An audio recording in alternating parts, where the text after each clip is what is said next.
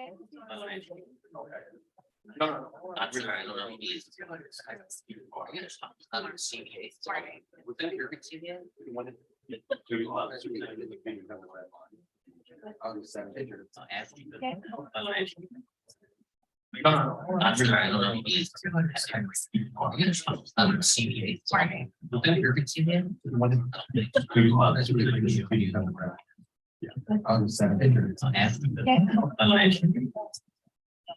I'm trying to.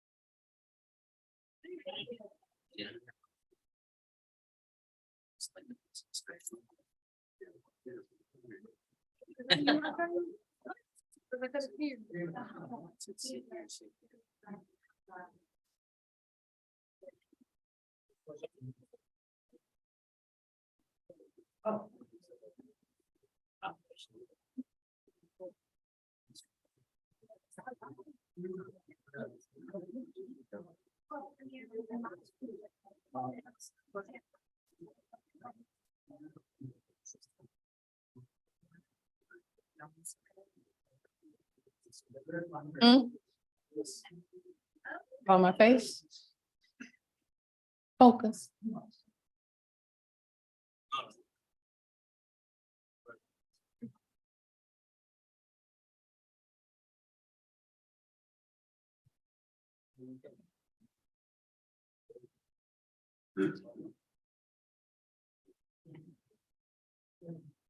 Well, good afternoon, everyone. Welcome to the commission meeting. First and foremost, cell phones, please be sure they're silenced. And we'll move on with calling it to order. Can we have a roll call, please? Commissioner Stern, Present. Commissioner Shoemaker, Present. Commissioner David, Present. Vice Mayor Moore, Present. Mayor Hillman, Present. Town Attorney Rubin, Present. and Town Manager Labadie. Present. Okay. Pledge of allegiance.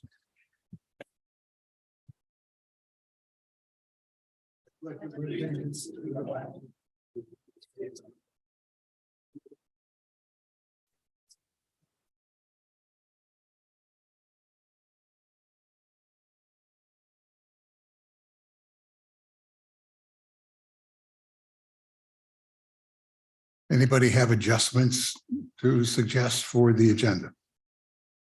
If not, can we have a motion to accept it as is? I move we accept the agenda as presented. I'll second that. All in favor? Aye. Okay, on page 10 is resolution number 2023-001. Resolution of the Town Commission of the Town of Highland Beach, Florida, ratifying the selection, appointments, and term of office for members of the Financial Advisory Board and providing for the effective date. And I believe we have somebody here. Go up to the podium, please. Just introduce yourself and then various commissioners will ask you a few questions, okay? My name is Mark Zarelli. Been down here since 2018 with my wife of 30 years, Janice.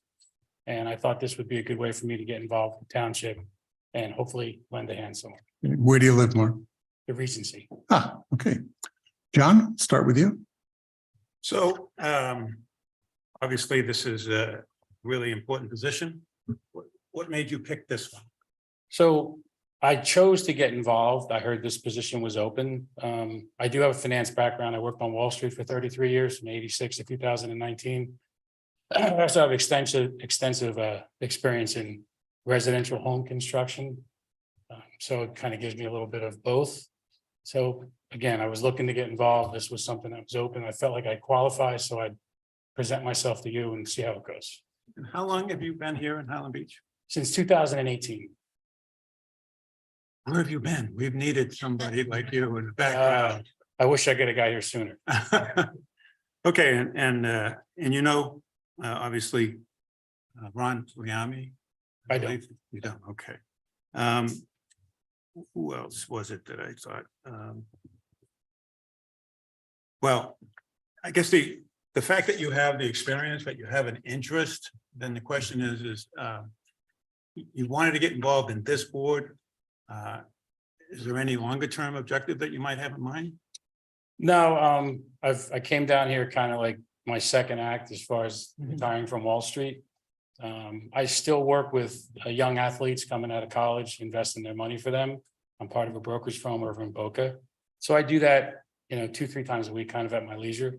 So I was kind of looking for something else to fill my time and something that I could use my past experience to help others. Well, we certainly want to encourage all our residents to look at contributing on our advisory boards where we have too many openings as it is.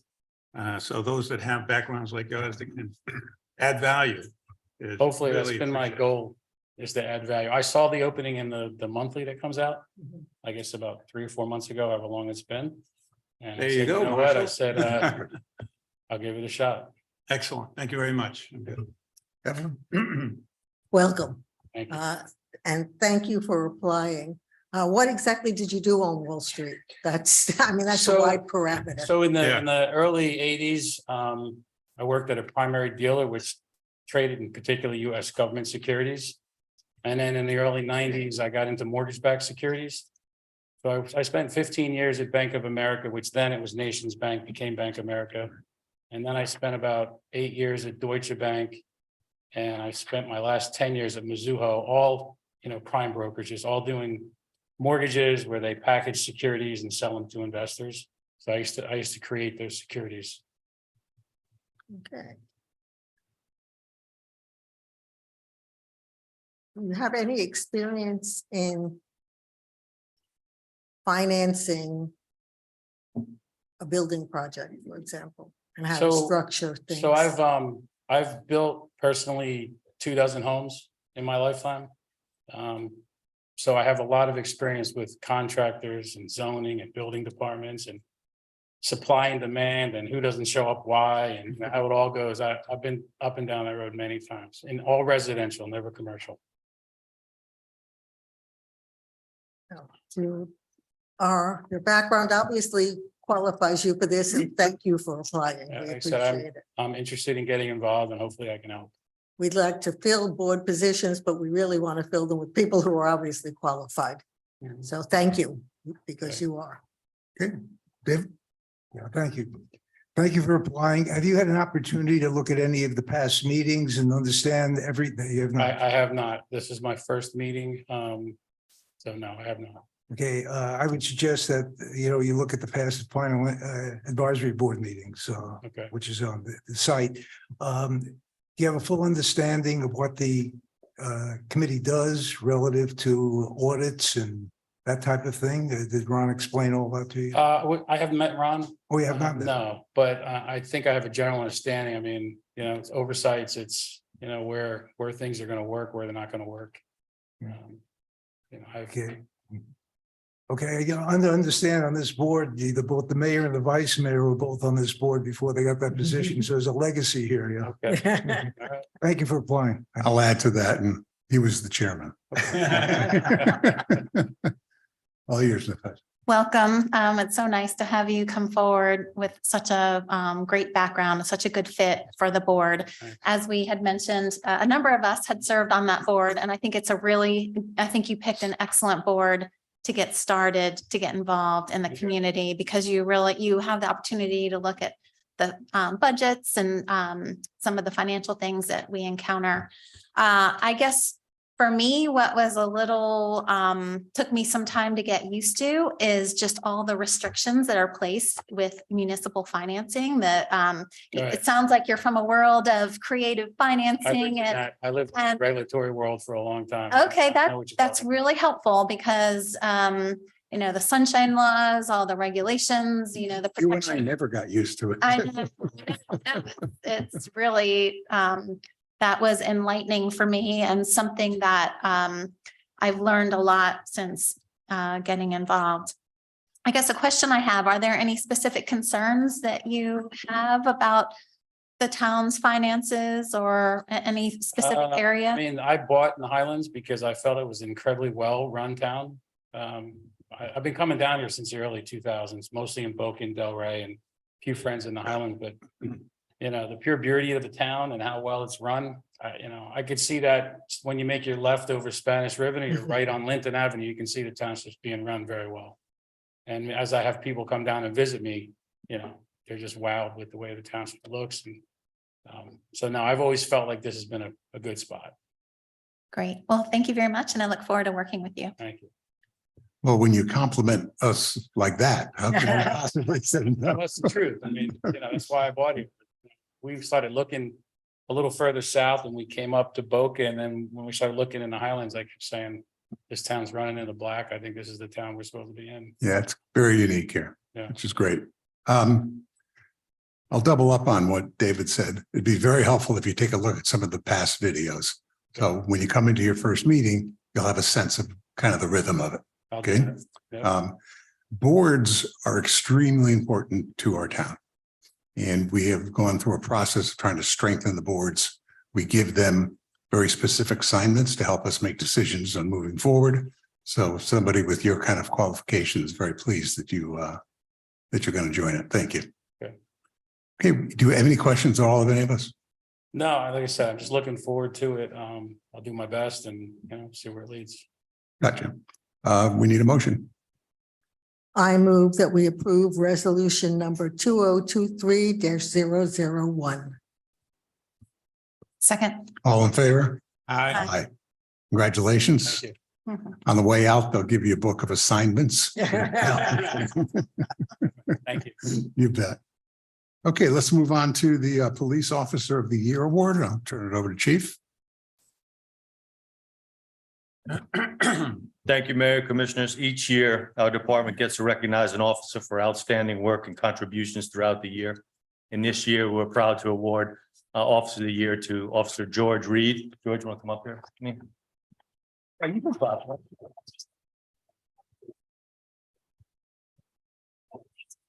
And 2022, Officer Reed led the department in traditional stats. I think he did the year before also.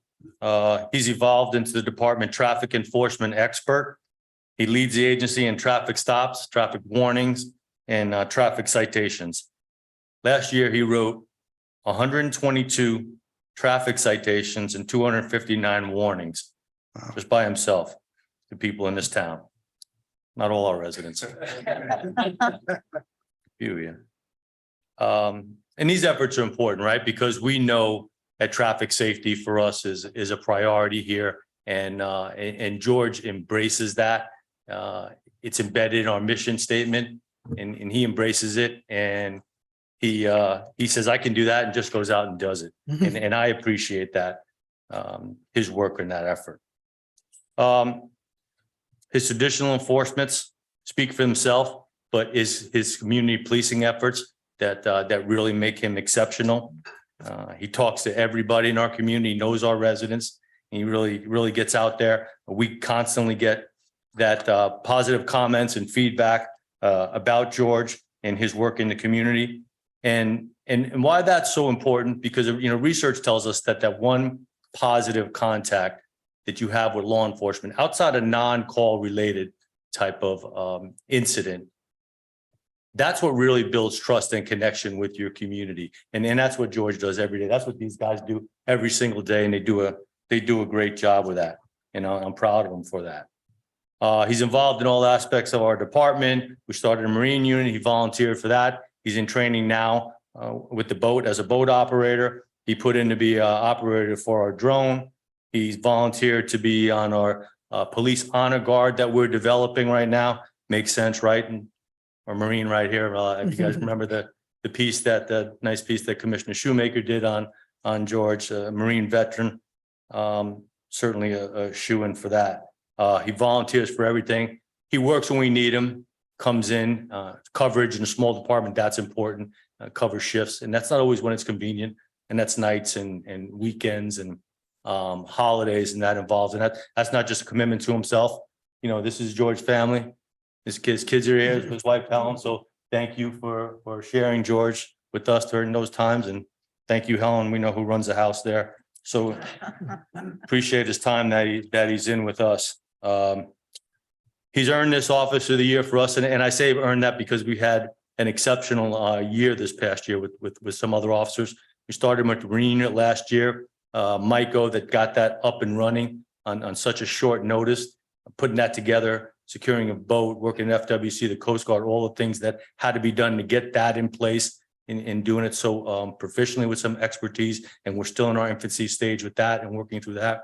Our accreditation process last year, Eric Aronowitz, it took us through a second reaccreditation process, and to have assessors come in and give us a flawless assessment, which is almost unheard of. Great job by him. Dwayne Fernandez, our Detective of the Year, Officer of the Year last year, another exceptional job with cases. Paul Shearsty stepped up some leadership role in the Marine unit, runs our FTO program.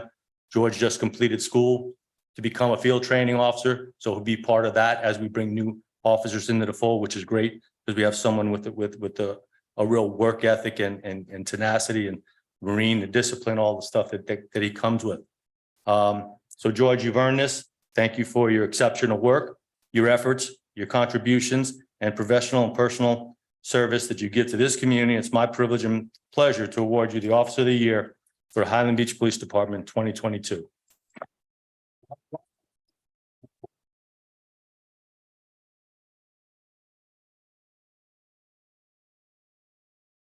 You have a plaque and it's on its way. It's in the office.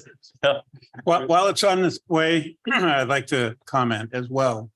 As you mentioned, I was fortunate enough to be able to interview Officer Reed and your outstanding background as a Marine, working 777 artillery with the Marines in Afghanistan. He has not had an easy trip the whole way, believe me, and he's earned everything he's done. And your family being here is wonderful. You have a lot to be proud of, and we certainly are. Thank you. We're proud of him.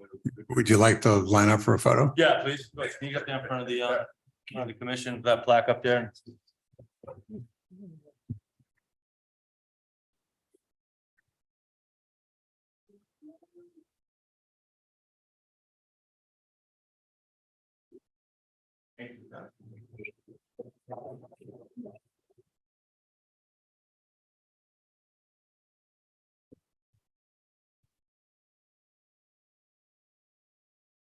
We'll move on now to public comments. They are limited to 5 minutes per speaker. Is Barbara Nessel here? You're very welcome to come up and.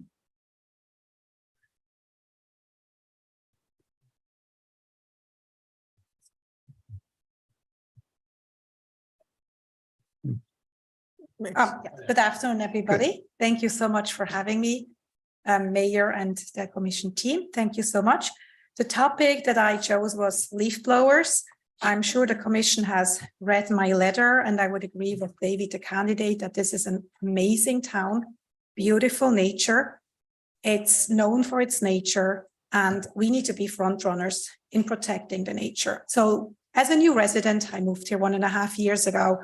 I'm so happy here and so proud and grateful that I can live here, but I'm just being, and we are just being puzzled by all this noise, pollution, all these cancerous, toxic fumes. I mentioned the noise for the operators, but also for us. It's horrendous. So I saw that the leaf blowers are the gas-powered. We'll be talking about gas-powered leaf blowers here. They are on your strategic agenda. I was very happy to see that because we want to be front runners. We are an awesome town. Some amazing towns have already done it. I'll come to that later, but we want to be front runners. So basically, there's a lot of science behind this, and I could talk forever about this. I was actually involved in Newton, Massachusetts, where we put in place an ordinance. With my legal background, I was working for charities there, amongst others, Green Newton, and we put an ordinance into force. It was an amazing success.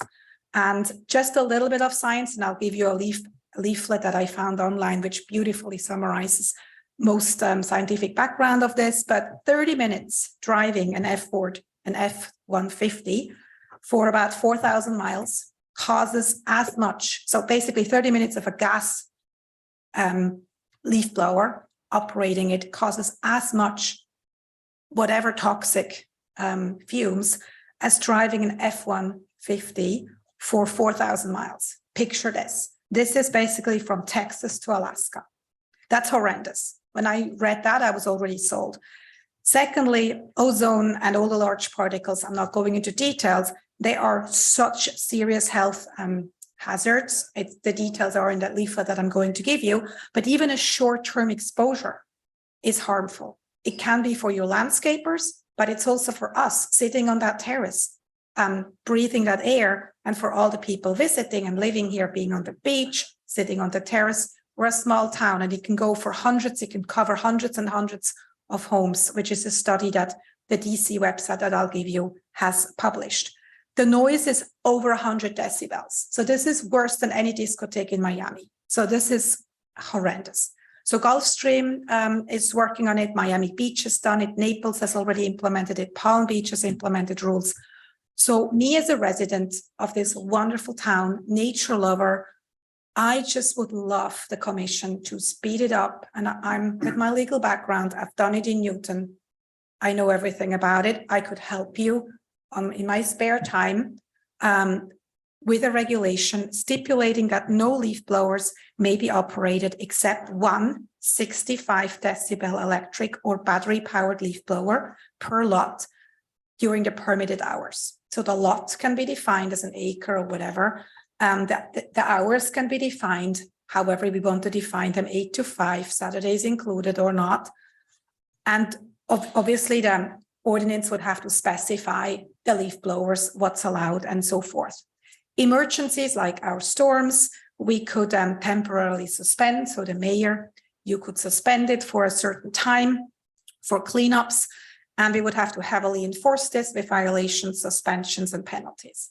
So I'm just here to let you know that I think it should be coming up on the priority list. It is work, but you have a fantastic lawyer and I'm happy to help getting these leaf blowers out of our town, the gas powered leaf blowers, and getting electric leaf blowers into our town, and maybe also some rakers. So I'm happy to help. And yeah, thank you so much for listening. I'll be distributing the leaflet. There's a lot of information out there, but I thought this is the most helpful one. Any questions before I distribute this? I'm sorry, we don't interface with when people do this. Oh, I'm Like sorry this. about that. At the end, each commissioner has area for comments, and I'm sure most of them will have a comment about this. Thank you, though, Thank you so for much. giving us more data behind it. Thank you very And much. also, thank you for offering your assistance. Wherever it ends up on our priority list, when we start working on it, we'll definitely call upon you. Thank you so much. Okay. Anybody else?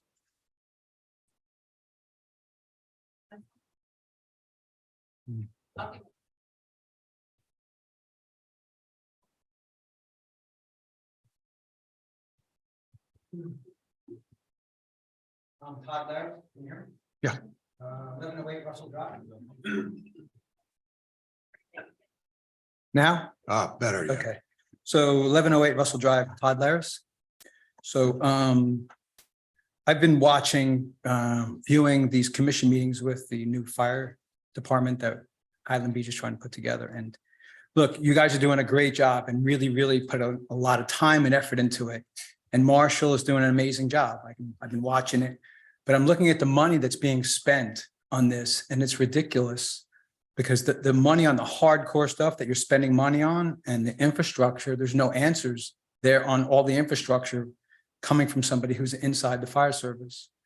I don't see agreements with any, if these units are peeled out of here, gone, I don't see any agreements on who's going to cover Highland Beach. If a fire truck is on a fire alarm somewhere and a rescue unit is on a medical call somewhere, who's going to be backing up this area?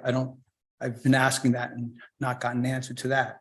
I've been looking at all the money that the city has been spending because they think they're going to have this amazing fire department with consulting fees, architectures, fire chief, loans, and trucks. And I see all this money being spent, but I don't see any infrastructure on how it's gonna work.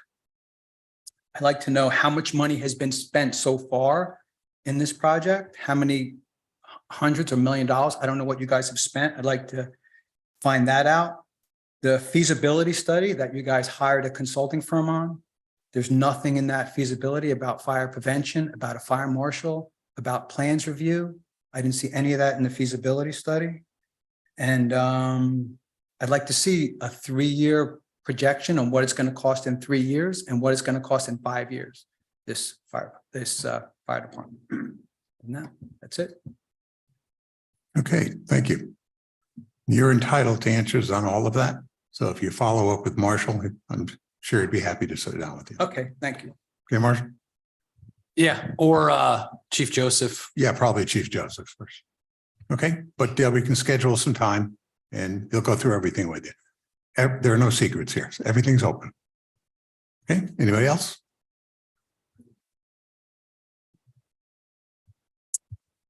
Hi, Maggie Chapelier. I'm on the Natural Resources Board, along with 2 members that are here today. I'm happy to see. I want to advise the town that March 1st, Wednesday at 6 p.m., we're going to have an expert, a local expert on dune restoration.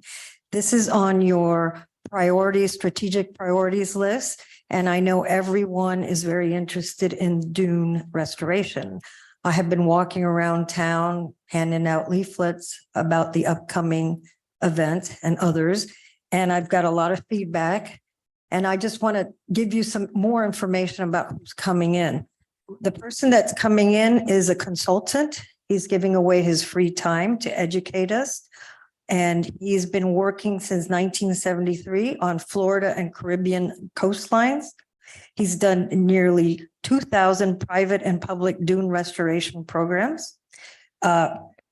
Locally, City of Delray, they're beautiful beaches, the public beaches that look almost natural.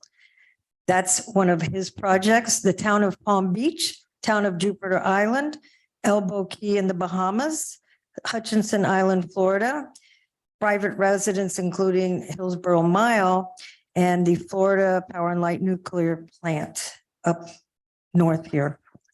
What he told me before the meeting, he said, our beaches are perfect right now for dune restoration. They're nice and wide. They have lots of sand. And if you want to preserve that sand, this is the time to plant. You've probably heard it from us before. I have a PowerPoint on the town's website on 4 easy steps on how to preserve your dune. Basically, it's pioneer plants, which are sea oats and some vines, the scrub zone, and eye-like enhancements. There's over 100 species of flowering plants that we could use in our dunes that have all the different colors of the rainbow, so it doesn't have to be boring. And the other thing is the sea grape management. Delray has done something about it. They've lowered them so that you can actually see the beach. And I think Boca Raton is very unsure about why they keep them so high. It doesn't keep the sea turtles safe. That's a myth that they don't see the light. The only thing that works for the sea turtles is the lighting program that we've been working on with the commission lately, passing that ordinance about the yellow lights or the warm colored lights as opposed to the bright lights. So once again, I just want to remind the town, this is a local expert. He has a lot of experience. He loves questions. He's funny. You will enjoy it. Refreshments are being served. So this is March 1st, Wednesday, 6 p.m. at the library. We would love to see all of you there. And as a board member of the Natural Resources Board, we have lots of vacancies. We have 3 at the moment. Why don't you volunteer? You want to get involved in the town? Volunteer your time. Thank you. Thank you. Couldn't you find somebody, though, that had a little more experience? I think you got a winner there. Yep. Jack, you had your.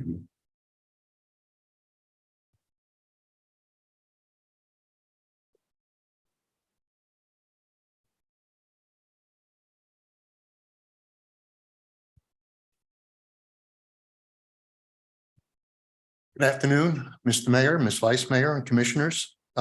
Jack Halpern, 4511 Ocean Boulevard.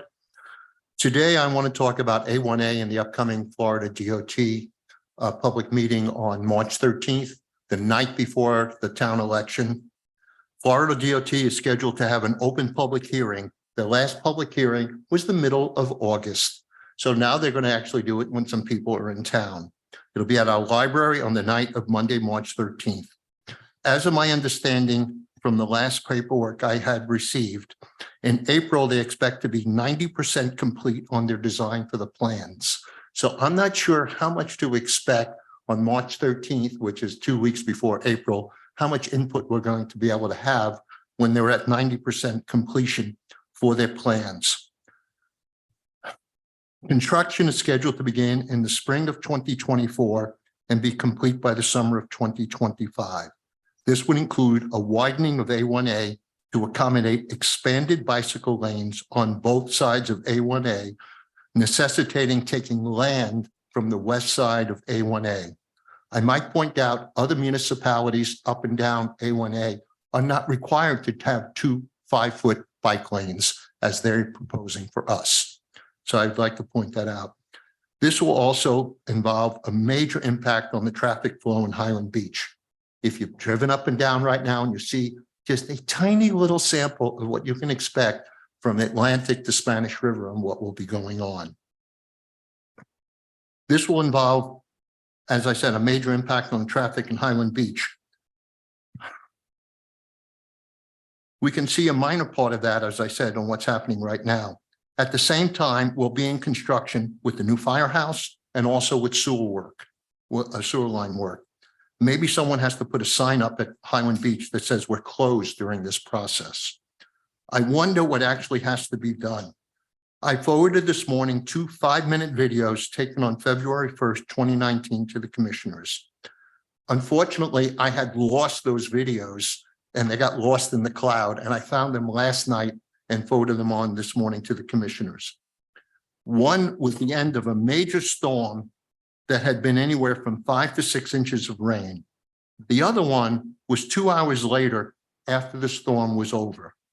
I will be forwarding both of these emails out to anybody who's on the CSHB, the Committee to Save Highland Beach. And by the way, I still don't like that name, but it's a pain in the ass to try and get it changed legally.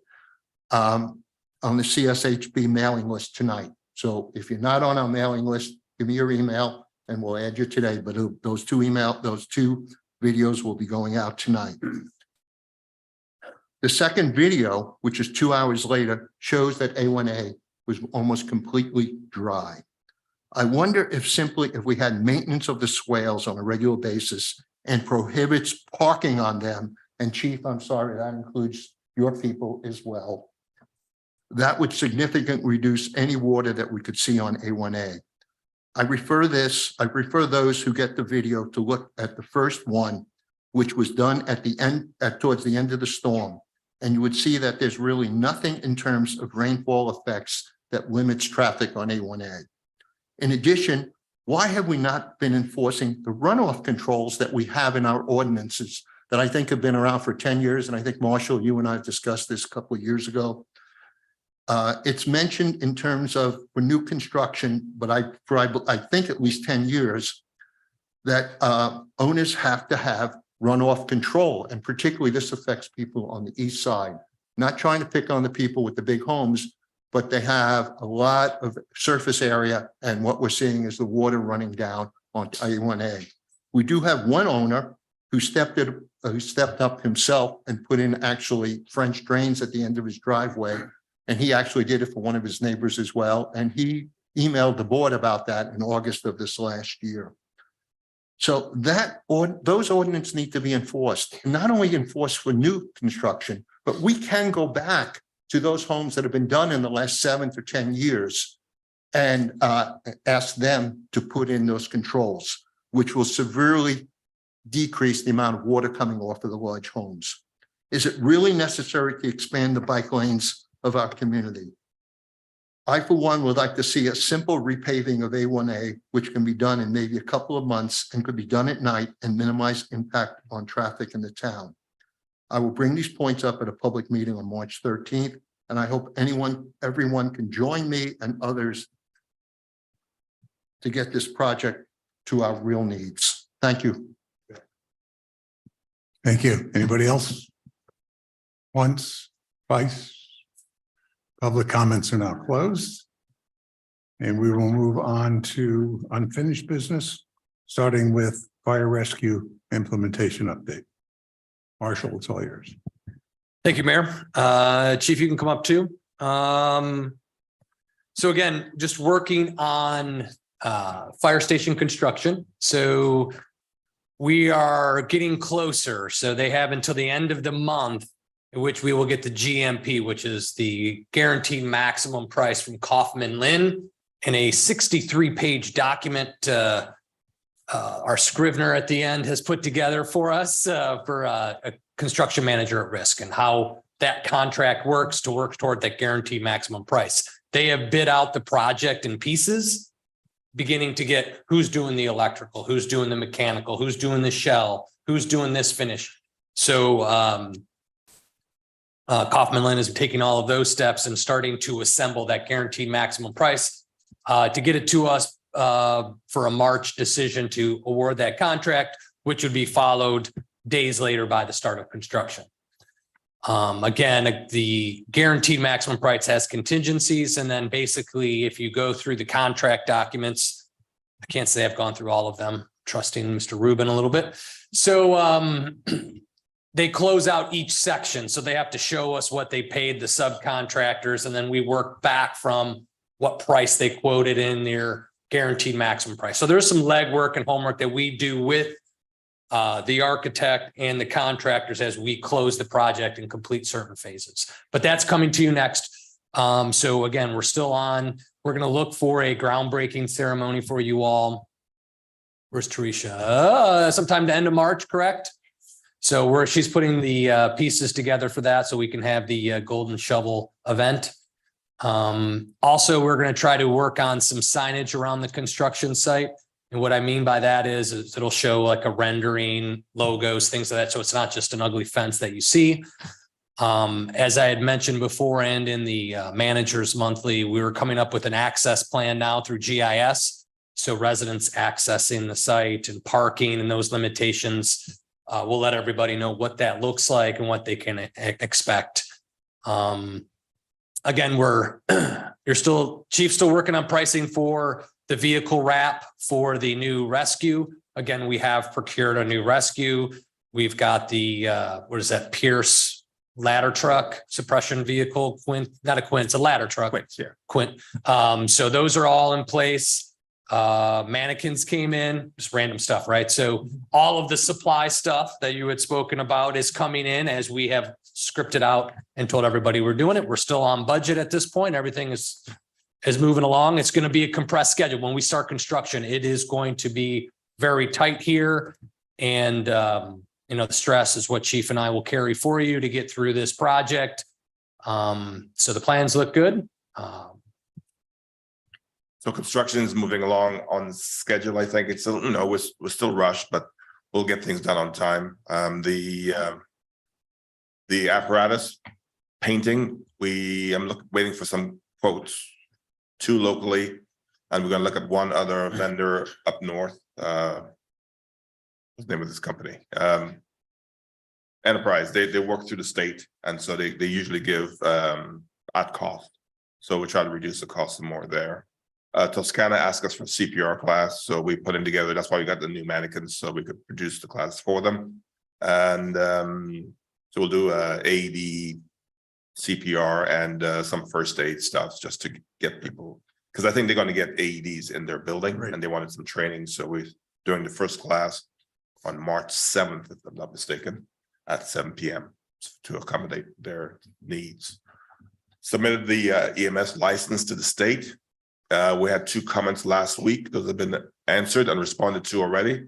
So waiting for any further comments from them. The radios, intercom, and is being installed in the rescue truck right now. And the stretcher has been delivered. It's waiting for installation. And so we have a final scheme for colors, which we decided in the last meeting. So we're moving forward with that, with the fonts and everything, moving that forward. We're just trying to get a better quote on the graphics and the painting or the wrap, whatever we're going to do. I want better numbers than we have right now. So On our end, we're looking to start advertising for firefighters in April. We're going to start advertising. We want to do that through the summer because the market right now is very tight with getting firefighters on board. And so we expect that we'll leave it open for a few months, and towards the end of maybe August, we'll start doing some interviews, probably mid-September, October, thereabouts. And then the background's going to run through the holidays, so we could begin a start date of somewhere in 2024, early 2024. So everything's on schedule. We brought Tom McCarthy on board to do most of the EMS legwork, and he just left. And and then we have a fire marshal in the wings, and we're waiting for a good time to bring him on board to take advantage of the lead time we have to make sure that our public safety and community risk reduction initiatives are on board and moving forward. So a lot of things moving in the background, not much you're seeing right now, but when things start happening, it's going to happen very quickly, I think. Questions? So just confirming, when are we going to have the first shovel hit dirt? So they've guaranteed us April 14th is the latest possible date. The site manager or the project manager, Michelle, I don't know what his last name, whatever. He's hoping to start several weeks before that, start site demo, putting up all that stuff. So it's going to go a little bit earlier. You may not see heavy construction, but site prep, clearing the site out, removing things, getting this. So we're ready to start.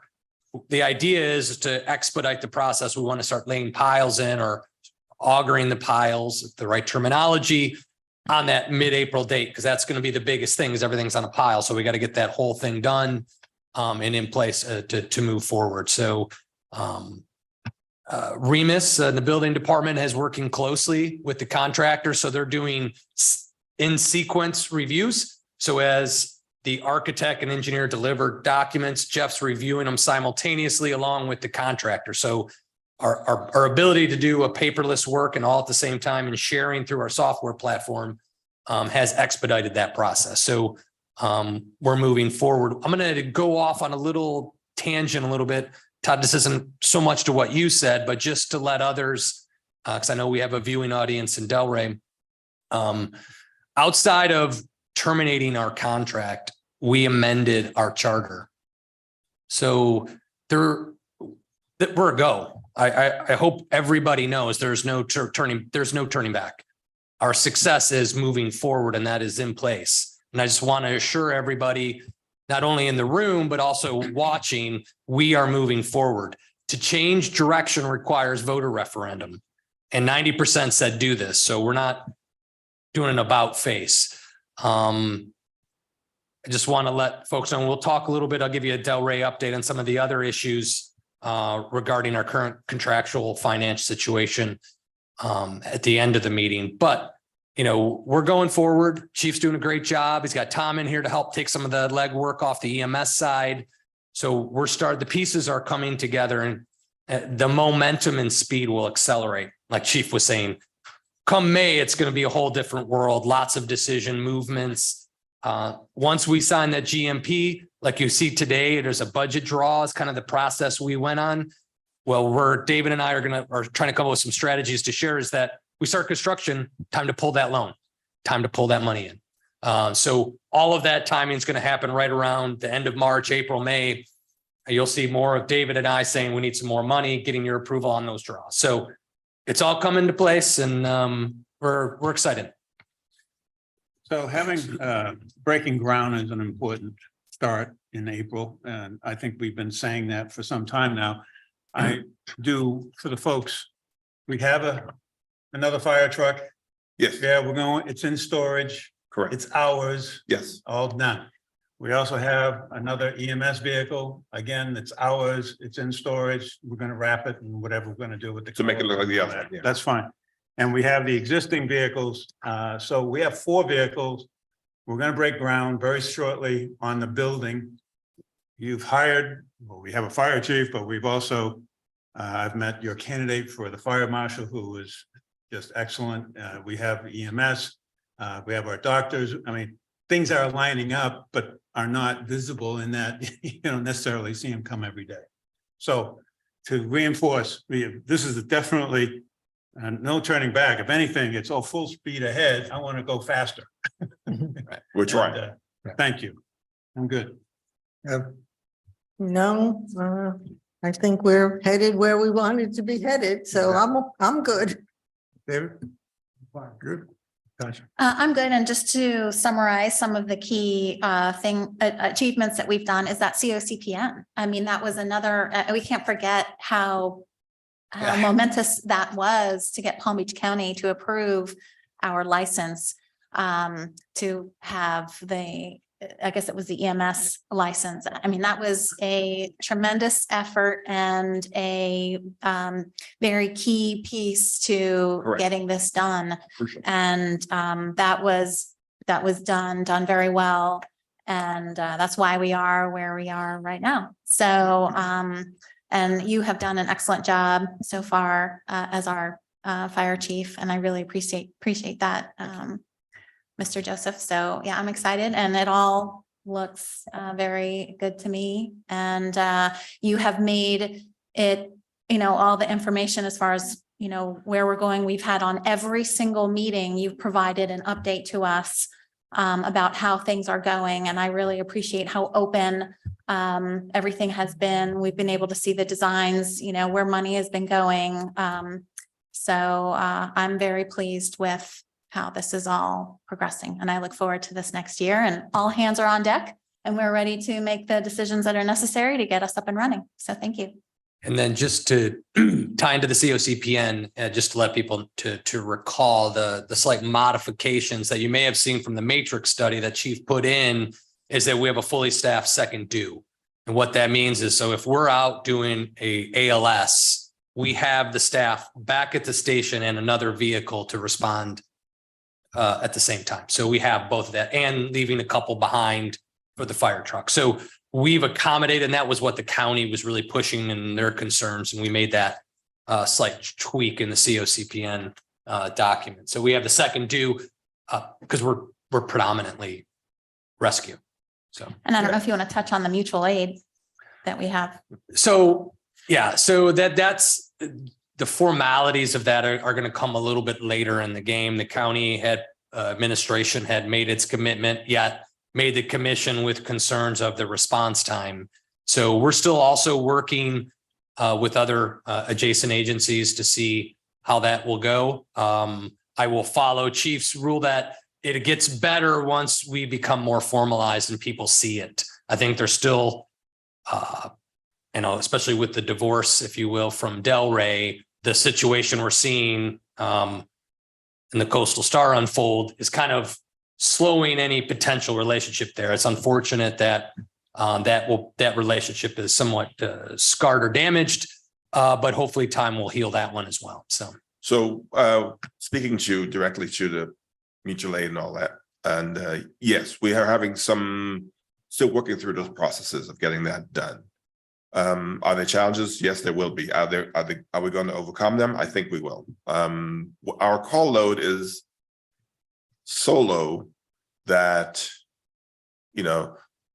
what I am concerned about as the fire chief is any concurrent calls. And that's why we added the additional people, so that we have that concurrent. So if I have one EMS call going down and another one comes in immediately after, while they're both out, then I want to be able to send a ALS unit, which is the aerial, the fire truck will have paramedics on it as well. So that unit could go to that call. And if I need to transport them, I have somebody back at the station that could bring the transport unit to the site. So we could run two calls simultaneously if necessary. A third call comes in, then we may have to call for help. But the thing is, these third call comes in less than 0.5% over the year. A second concurrent call is only like 7%, if I remember the numbers correctly. So it's a very rare occurrence, maybe one every couple, 3 months, or every month, every other month or so. So our utility, the use of the unit utilization is very, very extremely low.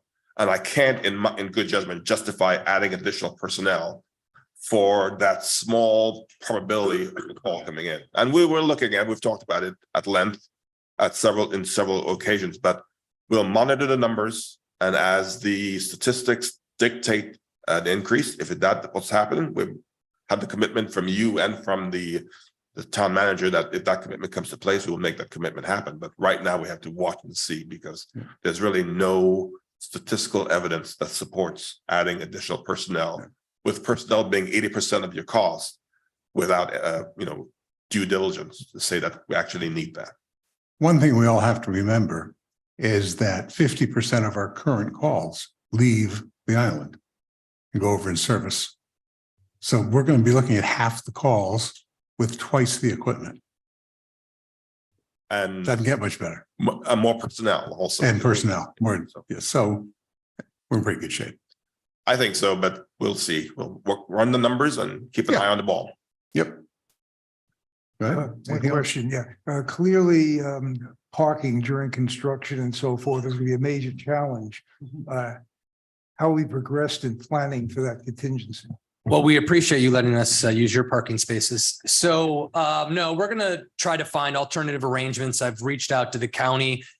If we needed a fallback, we could park at Milani and do transports with folks. My team has done a pretty good job of laying out some options during the day. I know Lois isn't here, so we've kind of amended daytime library activities to after staff leaves to free up space. I know that Father Horrigan has been gracious to say if we need help from time to time with parking, he's willing to participate with us. So we have those alternate arrangements. It's just going to be crowded on site. Commission meeting days, it'll be a little bit busy if everybody drives. So we're working our way through that. So we're also looking some other alternatives to get vehicles off the site, just some temporary changes. Flex scheduling to kind of move staff around so we aren't using every space all the time. So we're getting there, and I think we have some really good solutions. But again, it's going to be packed. It's going to be packed, going to be a challenge. Mhm. Okay, anything else before we move on? No, thank you, Chief. Thank you. I omitted announcements, so I'll do those now. Board of Adjustment and Appeals, there are 2 vacancies, both for a 3-year term, and there's 1 vacancy for an unexpired term ending September 21st of 24. Financial Advisory Board, 1 vacancy for an unexpired term ending April 30th, and we just filled that, correct? Yes, we did. So we still have just 1. You filled the one that was occupied by Commissioner Stern. Stern. Got So it. we do have 1 more on the books. Okay, Natural Resources and Preservation Advisory Board has 3 vacancies for an unexpired terms ending April 30th of 24. Upcoming meetings and events. March 1st, Educational Outreach Night hosted by the Natural Resources Preservation Board. The 7th at 1:30 is the next Town Commission meeting. The 9th at 9:30 is the Planning Board regular meeting. The 14th from 7 a.m. to 7 p.m. Mark those times down, is the general election. And Code Enforcement Board regular meeting, March 15th. And one thing that's not on here is I believe it's March 13th is the FDOT meeting. That's at 6 o'clock, right? 6 o'clock? Yes, sir. Okay, library. No board action reports, no consent agenda. Let's move on to FDOT and the Triple R project. Thank you, Mayor. So FDOT's, so we have that meeting, late Friday. They sent me a link, so I'll have their latest and greatest plans I can share with you. They're quite extensive, so give me a few days to go online. They have a password protected process to get the documents. So we'll get the plans and get those to you to take a look at, the same plans that were earlier referenced. Interestingly enough, I was at the Beach Condo Association this morning. It was great. Boca's also having A1A done in 25. So, and then we know that Delray's got a project also from Linton North to Casuarina on A1A. So those are some things that we need to get FDOT to clarify is how are they sequencing the three projects? Because if you hit basically from Atlantic to Palmetto, I don't know how we move. So again, like I told the Beach Condo Association this morning, traffic control and traffic planning is paramount to whatever we do to know how we're going to move around and get through the town. Response, a little bit of response to Jack's comments. Interestingly enough, I know what you're saying, but we spent a lot of time since I got here, say from 18 to 21, asking FDOT to address drainage. So if we're conceivably saying don't do it and do it a different way, I don't know if they're going to pull back because we pushed pretty hard into the FDOT management structure and the legislator to make sure they did the 53 points. And our big push kind of transitioning out of 21 to 22 is it's an FDOT responsibility. They should pay for it. So they've assumed that responsibility and now are addressing it. So I think we're a little bit challenged on the drainage issue to have them. We'll see what exactly is in the plans and what they're doing, but to have them pull the reins back. You are correct. Boca, from what we heard this morning, is not getting a bike lane on their section of A1A. We're not getting a bike lane either. We're getting a marked shoulder. I know I'm splitting hairs, but a true bike lane is a more formalized, either lined or structural separation from the road by 2 feet and then a 5-foot lane. We're just having a shoulder that's 5 feet. We have some places that are, some places that are 3. They're just making it consistently and marking it. I know it's kind of a weird how they kind of describe, like there's a bike lane, a marked shoulder, a paved shoulder, no shoulder, right? So we've moved up, say a notch to the marked shoulder. We don't have a bike lane, but the marked shoulder does not appear from what we saw briefly from the city today that they're doing it. So, but I got to clarify, I'll call over to them to see what their diagram was. I think they might have a 5-foot marked shoulder and he's also referencing the 7-foot bike. No one's getting the 7-foot bike lane. It's a 5-foot marked shoulder.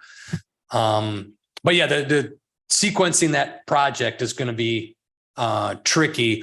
All new home construction, 1 inch of runoff is required, and it is required anything that's been built since I got here, and Massey and Remus have all been doing that. We looked at back in 19, rolling back the clock and chasing folks. The commission kind of judged the risk and the amount of litigation we'd find ourselves in chasing folks to make them maybe did something in the late 90s and early 2000 and say, now you got to redo your whole property. As we find them, we've had an issue in the north. We found a drainage issue and we've been able through property maintenance in our code structure to get people to correct it once we discover it. So we're making some progression towards correcting, lawfully non-conforming drainage kind of that doesn't work so well to meet the new standard. So we're transitioning that point. Otherwise with FDOT, again, it's just traffic control. How is this going to work? So we'll hear more from them on the 13th. Like I said, I got some plans and I'll kick those out. Probably 100 pages with all these random cross sections, but these were back into the fold and we'll see what they want to go. So that's my update today. Question? Go ahead. Go ahead, Dan. Go ahead. I think they also made mention of the going north, the turn lane onto Linton to be extended because that's one major cause of backup. The other question we have to look into is where Highland Beach ends going north to Linton. At what point will that be completed? Because you take a larger bike lane going into a condensed bike lane and vice versa. The issue is timing and how that's going to work logistically as well. Yeah, but I believe they're taking our project all the way to Linton. That's yeah. So yeah, I think they're going to just tie and move all the way from Linton to basically Boca Highland boundaries where they stop. Or actually, I think their drawings at Grand Court of all places. So I don't know why they're just stopping at the bottom of the hill, but I'm guessing it's probably going to be up a little bit further. Or maybe the Boca project ties in at Grand Court. That's possible. So we'll get those are clarifications. So if they shut my mic off, if you all could jump up and ask those same questions. Because it'll be a long line. It'll be a long meeting. We'll make sure there's water and some carbs for everybody to make it through. Good. And John? yes, I'd like to add, having attended the BCA, the Beach Condo Association meeting this morning. It's important to remember that the Triple R project is costing FDOT about $9 million. We don't have to pay for it. We're getting basically a free upgrade to A1A, which will last us for what, decades? So it's really good that we're winning without having to pay this, but we do have to endure the issues of disruption. When it comes to bike lanes, another thing that I learned this morning is that Boca, in some areas of A1A, doesn't have much of a bike lane at all. And as a result, had 64 accidents last year between car, bike, and pedestrian.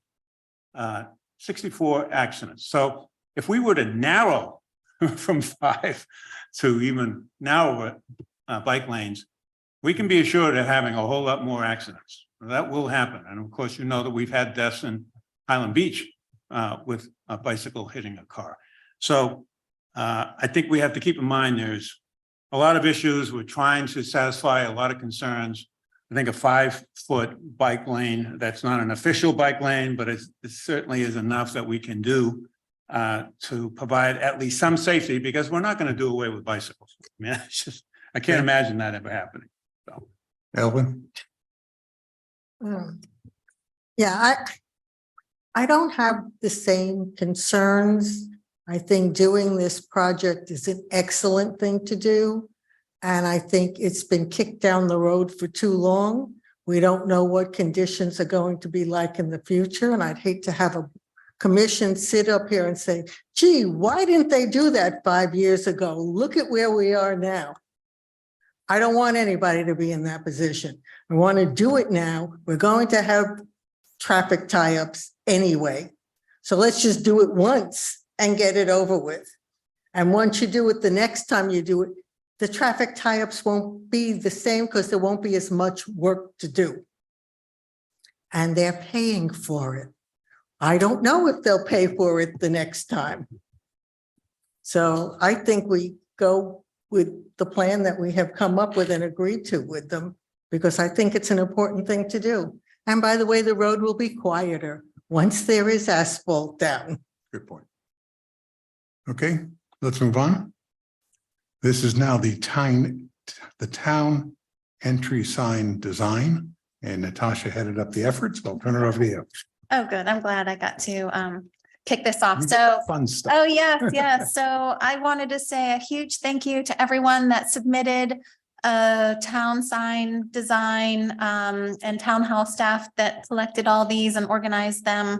I thought we got some really great designs that are viable for our town.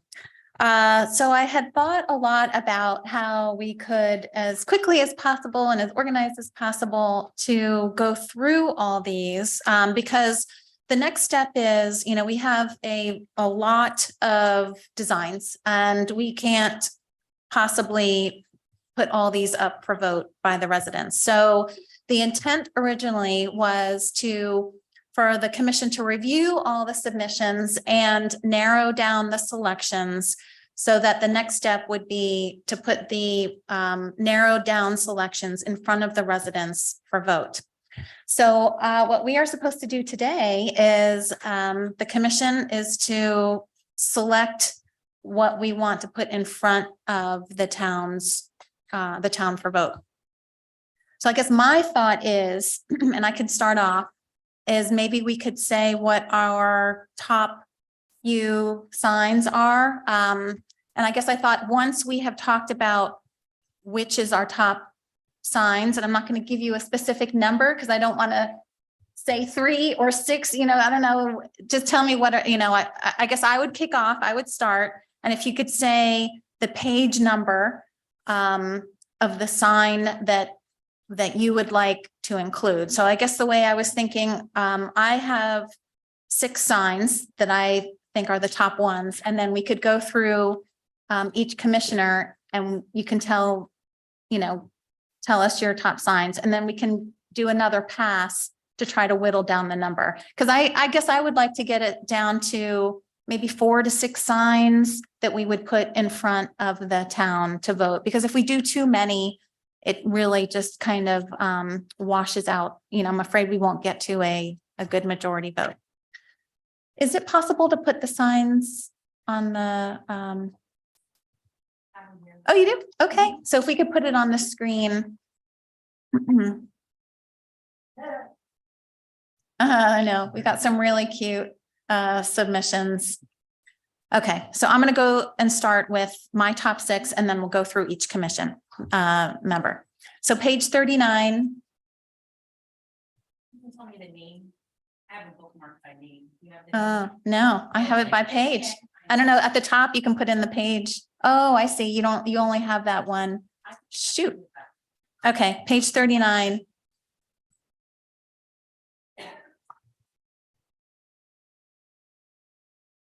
So maybe I can get there, maybe. So Jackie DeHart.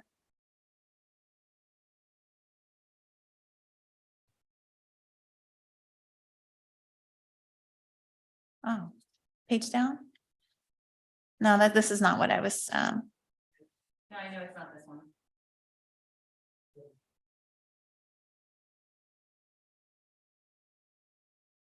So I guess so to the right, the middle. That was 1.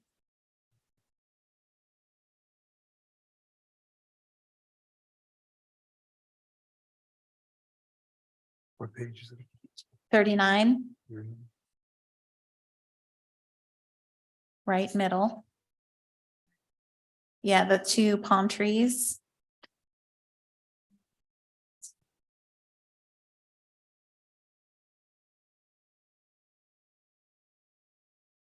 Mirage family.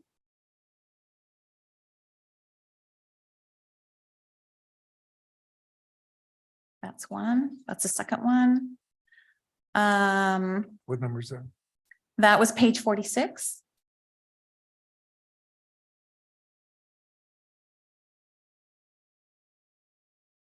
Page 54, or I'm sorry, let's see what family this was. This one doesn't have a name.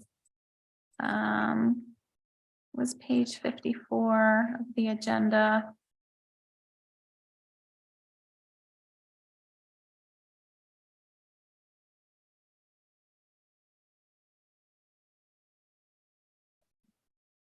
Yes.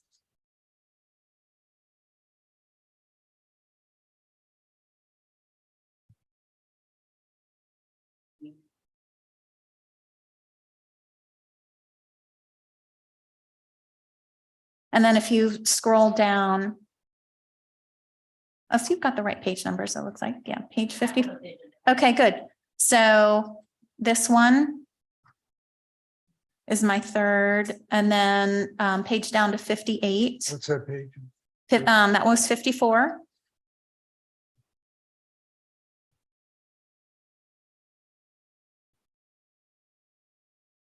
$58.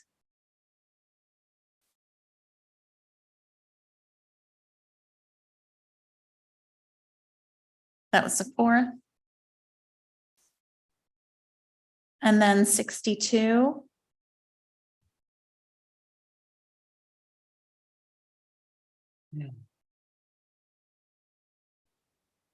And then 81.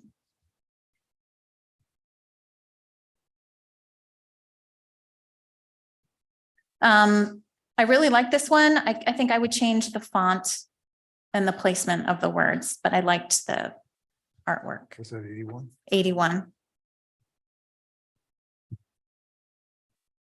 So is there a commissioner that wants to go next that knows what pages? So I like that one because of the wave action on the water on the left. I thought that was different. I also like on page 26, Mitchell Hirsch, 28 rather. And again, some of these, there are certain things I really liked. And then in this case on 28, the wooden posts, I don't think match it. I think that they would have to go, but I really like the sign and it's rich. I also like what you picked out on what's this, on page 54. What I like most about it is the idea of having that seashell at the bottom that'd be a spotlight going up. I think that's kind of an interesting way to light up any sign that we might have, is to have that kind of a seashell with a spotlight. And also on page 57, what I liked about this one was looking at, do we highlight the fact that we have sand, we have turtles, we have birds, pick one. And then I said, you know what we really do have, when I look out at the ocean all the time, I see sailboats. And so a sailboat is an image that stuck with me as something I like. So just to clarify, that sub 57 is actually 57? the back of a sign. So, yeah, so like Sailboat is what I'm looking at. 56 is the front of that 57. sign. And then Oh, yeah, the back. 57 is Well, the back. quick. Yeah, so these had, it was the only one submissions that had a front and a back, which I thought were Yeah. some good ideas. So it sounds like you want to add 56, 57. Okay. And then I have to admit, the one that I just see today from Barry Donaldson, it's really well done. And I love the 3 miles of paradise on there. It's very simple. It's a very good representation, I have to say. There it is. What number is that? And again, if to have a shell with a spotlight that would light up, that would have, the light would the white stone or whatever that is, would really light up at night nicely. Okay. What number is that one? That was this is the add-on. Yeah. Evelyn, are you ready to, or do you need a few minutes? You want someone else to go? I can give you a couple that I like. Okay, go ahead. I like the one on page 28. I like the one on, yeah, I like that one. I am personally looking for something that's simple. I don't want it to, we kind of like having privacy in this town. And I would prefer not waving a flag and saying, come through. If we can keep it low key and quiet, I think that better reflects what we have in the town, which is low key and quiet. Elegant.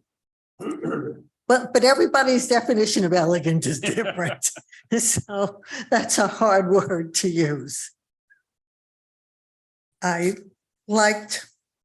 actually kind of liked page 40. It's a little, it's different. And though I wouldn't do it, I mean, if you look at the picture, it looks like it's huge. I would not do huge. I would scale that way down. But there's a little interest to it. It makes it without having it just jump out and bite you. And I also liked 46.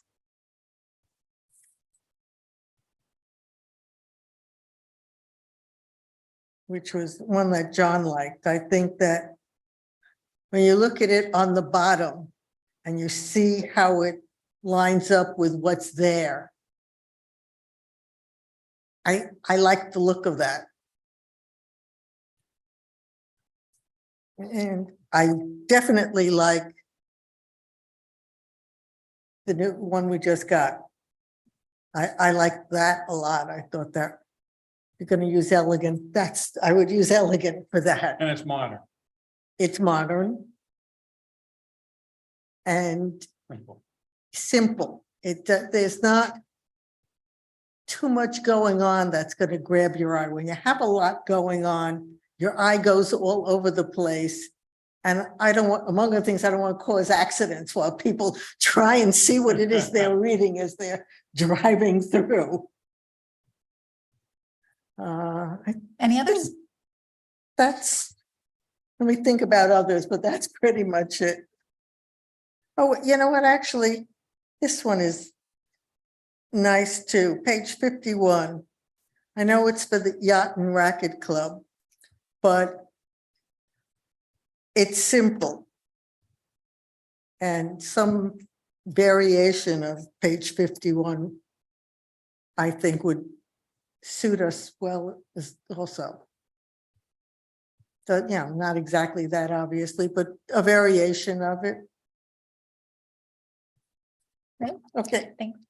Commissioner Stern, are you ready or you want? Hmm? Are you ready to go through yours? Okay. What are Yeah, yours? I have a lot of the same picks, but. Okay, I'll no, tell you what- I'd like to hear some of your same picks. So as we go through. the finals. I had firstly the add-on number one. Had the number 54.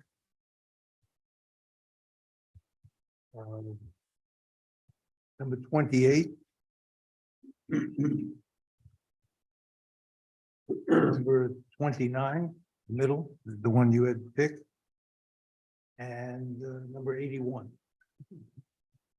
So is that the one 29? Is that the one that is that one of the ones you liked? Oh, that was. Okay, I think maybe you meant 39?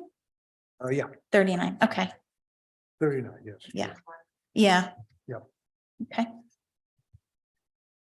Mayor, Yes, ma'am. love to hear your picks. I only like two of them. Oh, interesting. Page 64. And what I like about it is, one, its simplicity. Two, it has a more upscale, more modern look and feel. And it's kind of wavy, which I think is pretty cool. And I don't think it should be with the gold edge. I think it'd be beveled edge. The one from Barry Donaldson, ideal. Upscale, more current look, very simple. Any sign that's not simple, we shouldn't even consider, in my opinion. It's just, we're an upscale classic community. The sign has to somehow communicate that.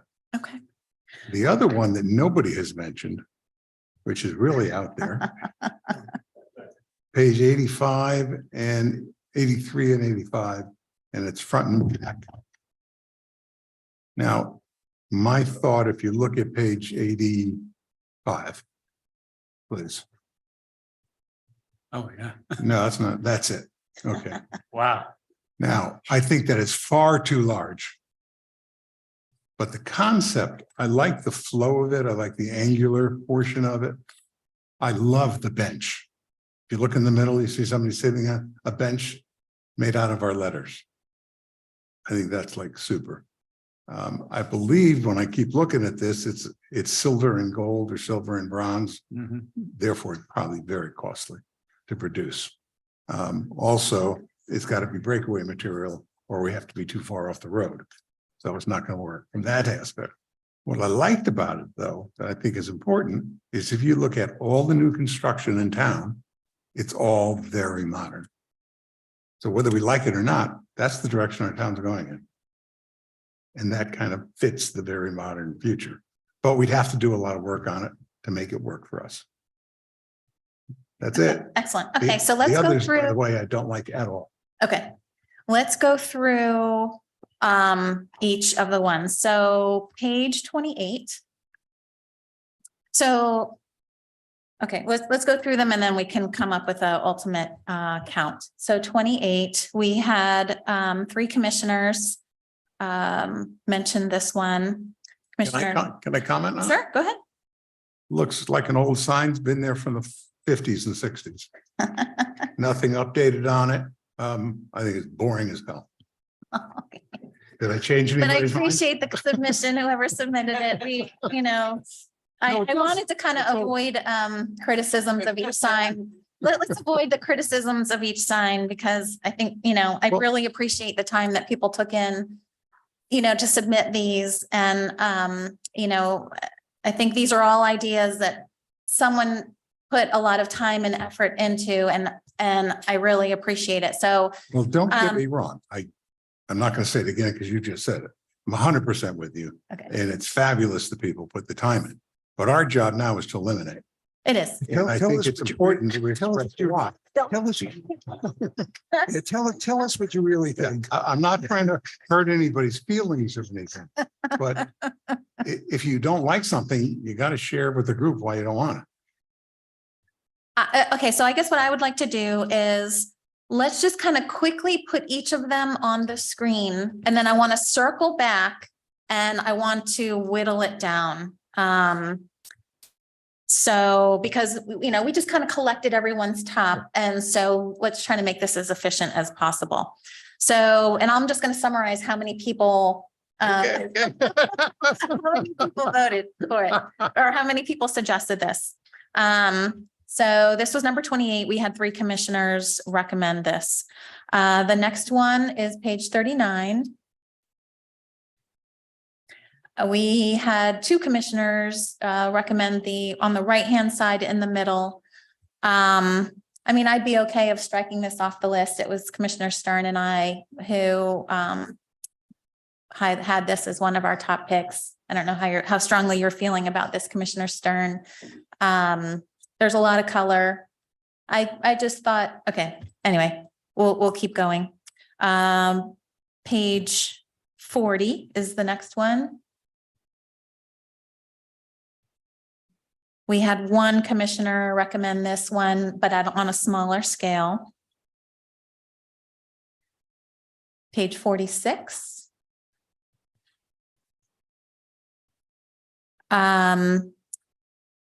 I believe we had 2. I know I did, and Evelyn did, and John and Commissioner Shoemaker. Oh, That's the bottom, not the top, bottom. Yeah, well, the they're the top same. is, They're the same. it's the same. I guess it was. Yeah. Same sign. It's the same.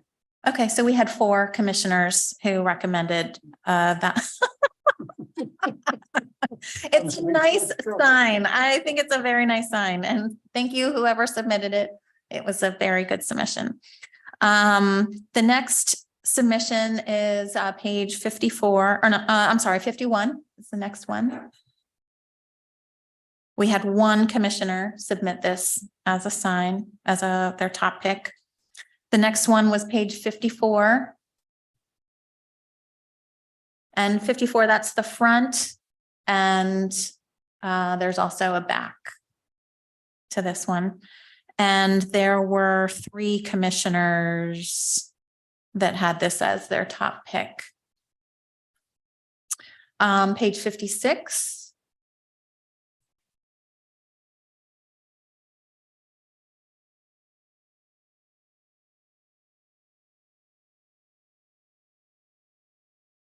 And this is the back. There was 1 commissioner that had this as their top pick.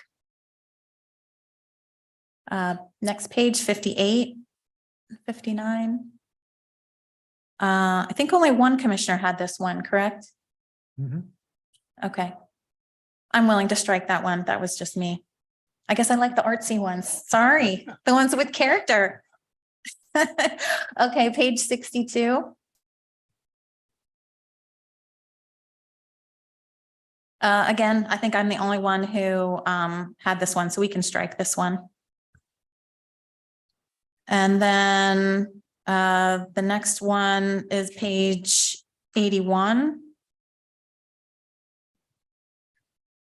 There were 2 commissioners, I think just Commissioner Shoemaker and I, who had this as a top pick.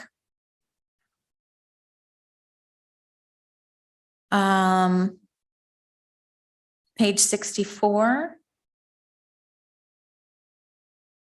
1 commissioner who had this one. Actually, I go along with it too. You like that too? I do like it. Do we get a chance to defend ourselves? No. Any other commissioners want to jump on this bandwagon of this one? You Go could do for this that. one too. I'm okay with that. Okay, you got 2 more votes, Mayor. And then page 83, I think was another, is so, 83 or 85.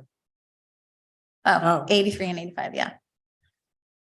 That's with a $50 million. That's grant. that's the one that I don't know that we have the space for, or do you take it off? Okay, we're gonna strike 83.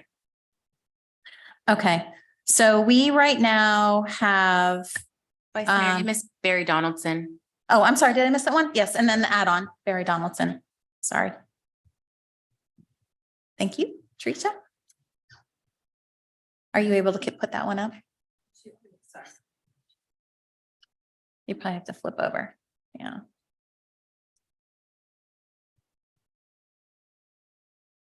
And that one. And we have 1, 2, 3, 4. Everyone except for me. So I guess, yeah, so I guess we can talk about it later. You So- defend why you don't like it. Yeah, I can. I'll tell you why. Because to me, it looks very like clinical, very, it looks like a, when you go to a police station or, you know, that type of, building, you know, a tax collector. To me, that's what that sign looks like. Yeah, I guess I kind of like the more artistic that shows off more of the character of the town. To me, this is a very. You don't see the police car right behind that? So I guess that's why. Okay, so I think we still have too many. Okay, so now let's go through the top again, now that we've kind of seen a summary. And let's go through each commissioner to say briefly, let's keep our comments brief. Did you hear that, John? As to whether or not we should keep the sign in or not. And keep in mind, the goal is, I don't think we should have more than 5 signs that we put in front of the residents. I think ideally we could get it down to 4, but let's try really hard not to get it at least to 5. So if we could start with page 28.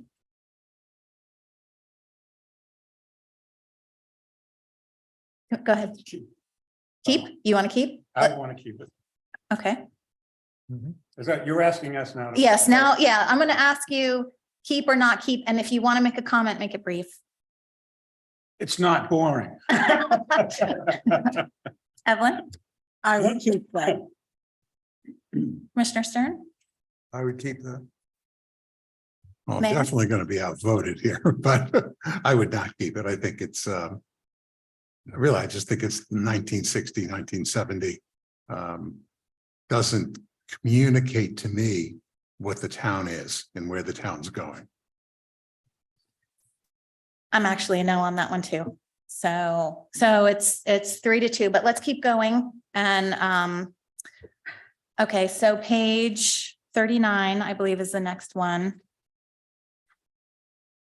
The middle right-hand side. Shoemaker? No, it's too much color, too busy. Palm trees will get ripped off. I don't know. Too difficult. Evelyn? No, I would not keep that. Commissioner Stern? Keep. No, for the reasons that John just said.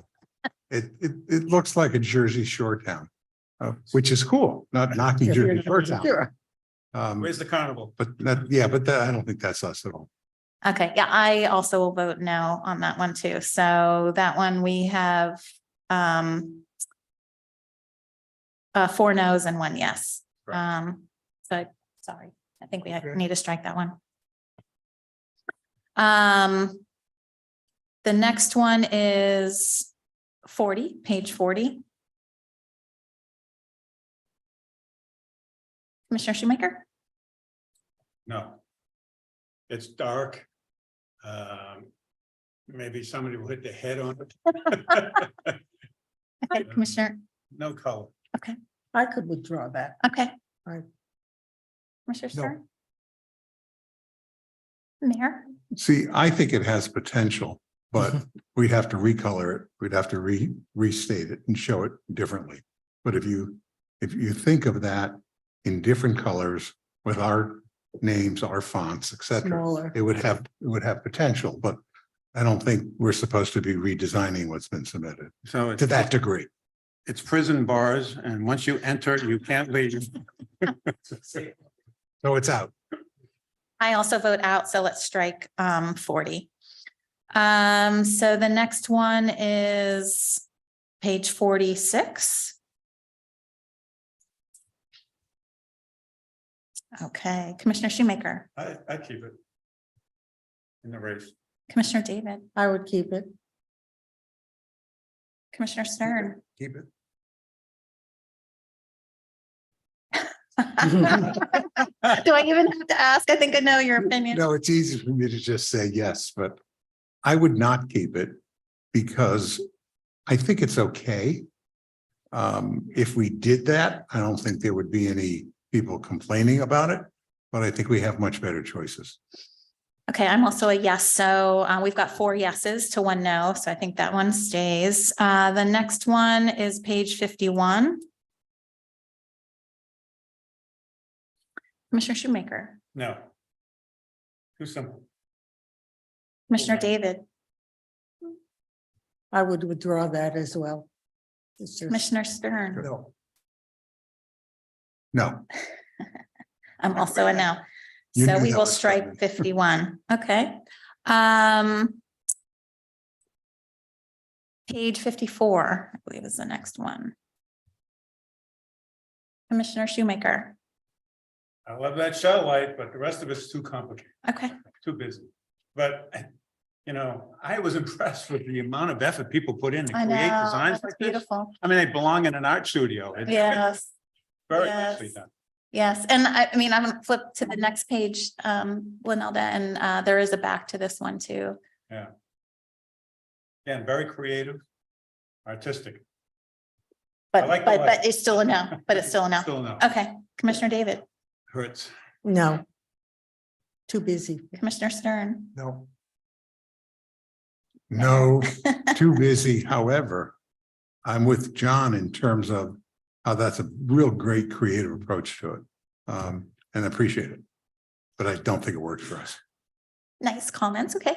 I would have voted yes. I'm outvoted, so I think we have to strike it. Unfortunately. 56 was the next one. Commissioner Shoemaker. No, Okay, the only thing I liked about it was the idea of having a sailboat. okay, Somehow part of this, but I'm good. okay. Commissioner David. No, because I'm not sure how we would keep that up. That's supposed to be a bubble Yeah, thing there. yeah, And at the very least, I don't think that's practical. okay. I think a bicyclist might get hurt. Going by. No. No. Okay, thank you. You got hooked. Mayor? No, Okay, I think we strike this one, or all no's on that. And then after that is page 81.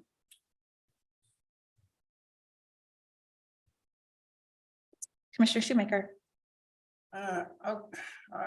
I'm struggling with this one, but I'd say yes. Commissioner David. Hmm.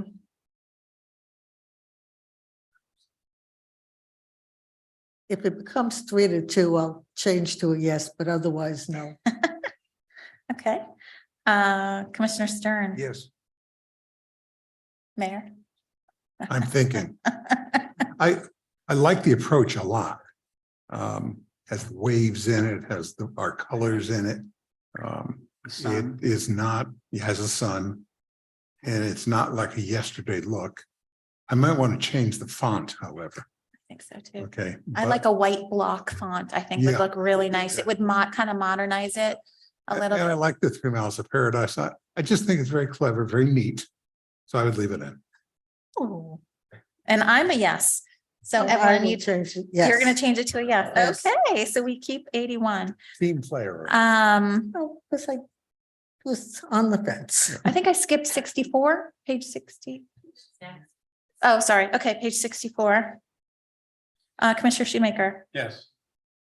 Commissioner David, Yes. Commissioner Stern, Yes.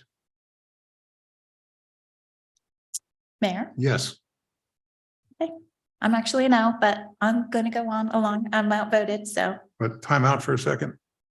If this one obviously is going to make the final cut now, but there's option A and option B. So do we want to determine which option? Do we want the voters to determine it? And if it is the voters, how are we going to handle I it? think we should decide right now. So should we go through again? So the Okay. the difference is a beveled edge only or adding the gold edge. So variety, version 1, version 2. So Commissioner Shoemaker, Yeah, the gold is more visible on the top of the second one, so you get a feeling for what it would look like. Do you have a? Either one doesn't matter to me. I guess I go with the gold. Bottom. Right. So version 2, you like? Yeah. I would go with version 1, but again, I can be swayed on this. Okay. It's kind of, Commissioner Stern, 2. Mayor? See, I think it makes a big difference. It doesn't show up here that much as being different. But my feeling is when you put the gold edge on it, Yeah. it's going to a degree, detract from the creativity in it and the message. And the message is more than just the name of the town. So I would definitely do the bevels. Oh, I'm the deciding vote. And I don't even like this one. So I don't even know that I should even vote for it. Yeah, I mean, I guess to me, it depends on how thick you do that gold line. I mean, I think I'll the, give you $1. yeah, I guess just the beveled edge. So version 1. Version 1. Okay, so page 64, version 1. Okay. And then the add-on, the Barry Donaldson. I'm gonna call this add-on. Commissioner Shoemaker. I actually think it's the best one. Okay, good. Commissioner David. yes, I would keep it. Commissioner Stern. Yes. Okay, Mayor. Team player? Okay, I would definitely say yes. However, Say no. if we could adjust it so it's backlit, the Highland Beach stands out Yeah, that would be. as opposed to throwing a light up on top of it. I think it'd be more dramatic. Yeah, that would be nice. Yeah, Sea Ranch has that. the We just backlit. did one at Dalton also. You did? Same. Oh, nice. Yeah, come on down. So I'm a no. But I voted. Which, how do I keep getting outvoted when I let this thing out? Okay, so right now we have 1, 2, 3, 4, 5. You got 5? Done. We good? Should we just put them up here again, just Sure. as a summary? So the commissioners have whittled down all these excellent submissions, and I thank everyone again for the thought that was put into this. So page 28, that's one of the designs.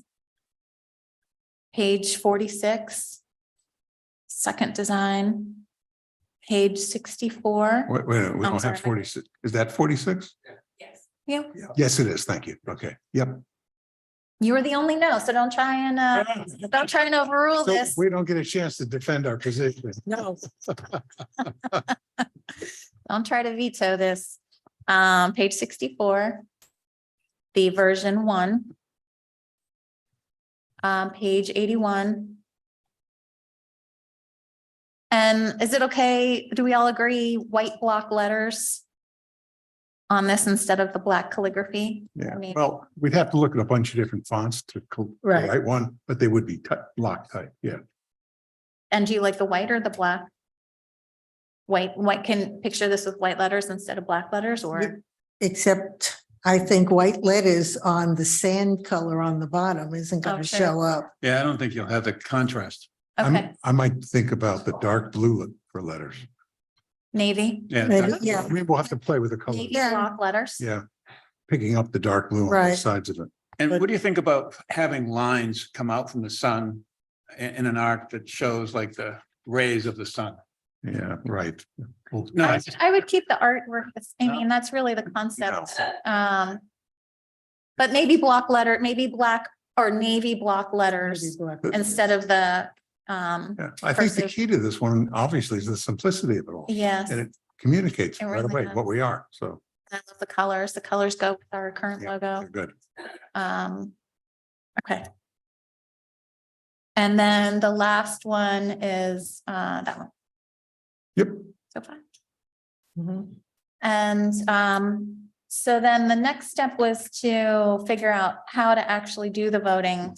But should I just talk with staff on Yeah, leave that to us for the moment and we'll get that figured out and Okay. communicate back and get a process and Okay. Yeah. Because I think the original plan was to turn it around pretty quickly and have the voting commence they're nodding yes. so that so that while people are mostly here for season, that we might get the most engagement of our residents. So, okay, Teresa, you want to talk about what some thoughts are on? We're prepared to start surveying tomorrow. So we'll send out the first email tomorrow and then we'll keep sending it out through, I believe it's March 31st will be Okay. the end date. And then we'll bring it back to you for your final approval on April 4th, if I'm not And mistaken. so how were people going to vote? Were they just going to email you? So or- we're gonna email it out to our email list so that they'll be able to vote yes or no. And then we'll also post it on the website. So anyone that comes to the website, they'll see it there and they'll have the opportunity to vote as well. Can we also have a hard copy of and post it in town hall so that as, maybe as people walk in or that people can come, they don't Whatever you have, it want. doesn't have to, so that you don't have to do it electronically, that you could come in Sure. and vote and have the hard copy pictures. Do we have any other food truck events for the month of March? No other, maybe I could look at the library, maybe at the March 1 event, we can have it at posted there as we get people, and any other maybe library event, we could have hard copies there so we can get more engagement. Excuse me, no, you're out of order. I'm sorry. I apologize, but if we let people start to do that, we'll never get through it. Are we going to put it out saying pick one? That's that's what I was going to bring up. Yes. Well, We'll have the option to pick your favorite one out of the 5. let's talk about that for a minute. Sure. I'm not suggesting we should not do that, but we ought to consider, do you want to have people rank them? See, if you have people rank them, then you get a better feel for what the real winner is. If it's just, there's 2 theories on it. I'm not suggesting one of the other, but we ought to just think about that. I'm on board for the ranking. However, I don't know if our software can handle the ranking. I know that we can definitely have them choose which one they like, but I'm not sure about ranking. Okay, so they get only 1 vote is what we're talking about now. Correct. Okay, as long as everybody's comfortable with it. I'm good with that. And then I also think we should require they need to be residents of Highland Beach, that no one outside of Highland Beach can vote. So that's going to be the tricky part. Think. The only way that we can do that is that we can, The voters Maybe- list. the voters list. We can match their names It's a against the registered- voters registered list. voter and see if we can't merge it and they'll see everything that drops out. Except that's- there are people who live here but aren't registered voters. Somebody who's Yeah. here 4 months out of the year Oh, should that's- get a We want- say, No, you're right. I didn't and think they're of not that. a registered exactly right. voter. So what is your software? Do you make sure that they only can do 1 vote? Yes, it's through MailChimp. They're only allowed 1 vote. I believe it's authenticated through their email address. So if you have more than 1 email address, though, you can have more than 1 vote. Not Right. the same name. If you're on the list, yeah, it could happen, but it's rare. Um, But you're right. So like, you I want to get do it those. through MailChimp because it's just too many? Is there a way for people to email you? You just didn't want to compile it? Is that what it is?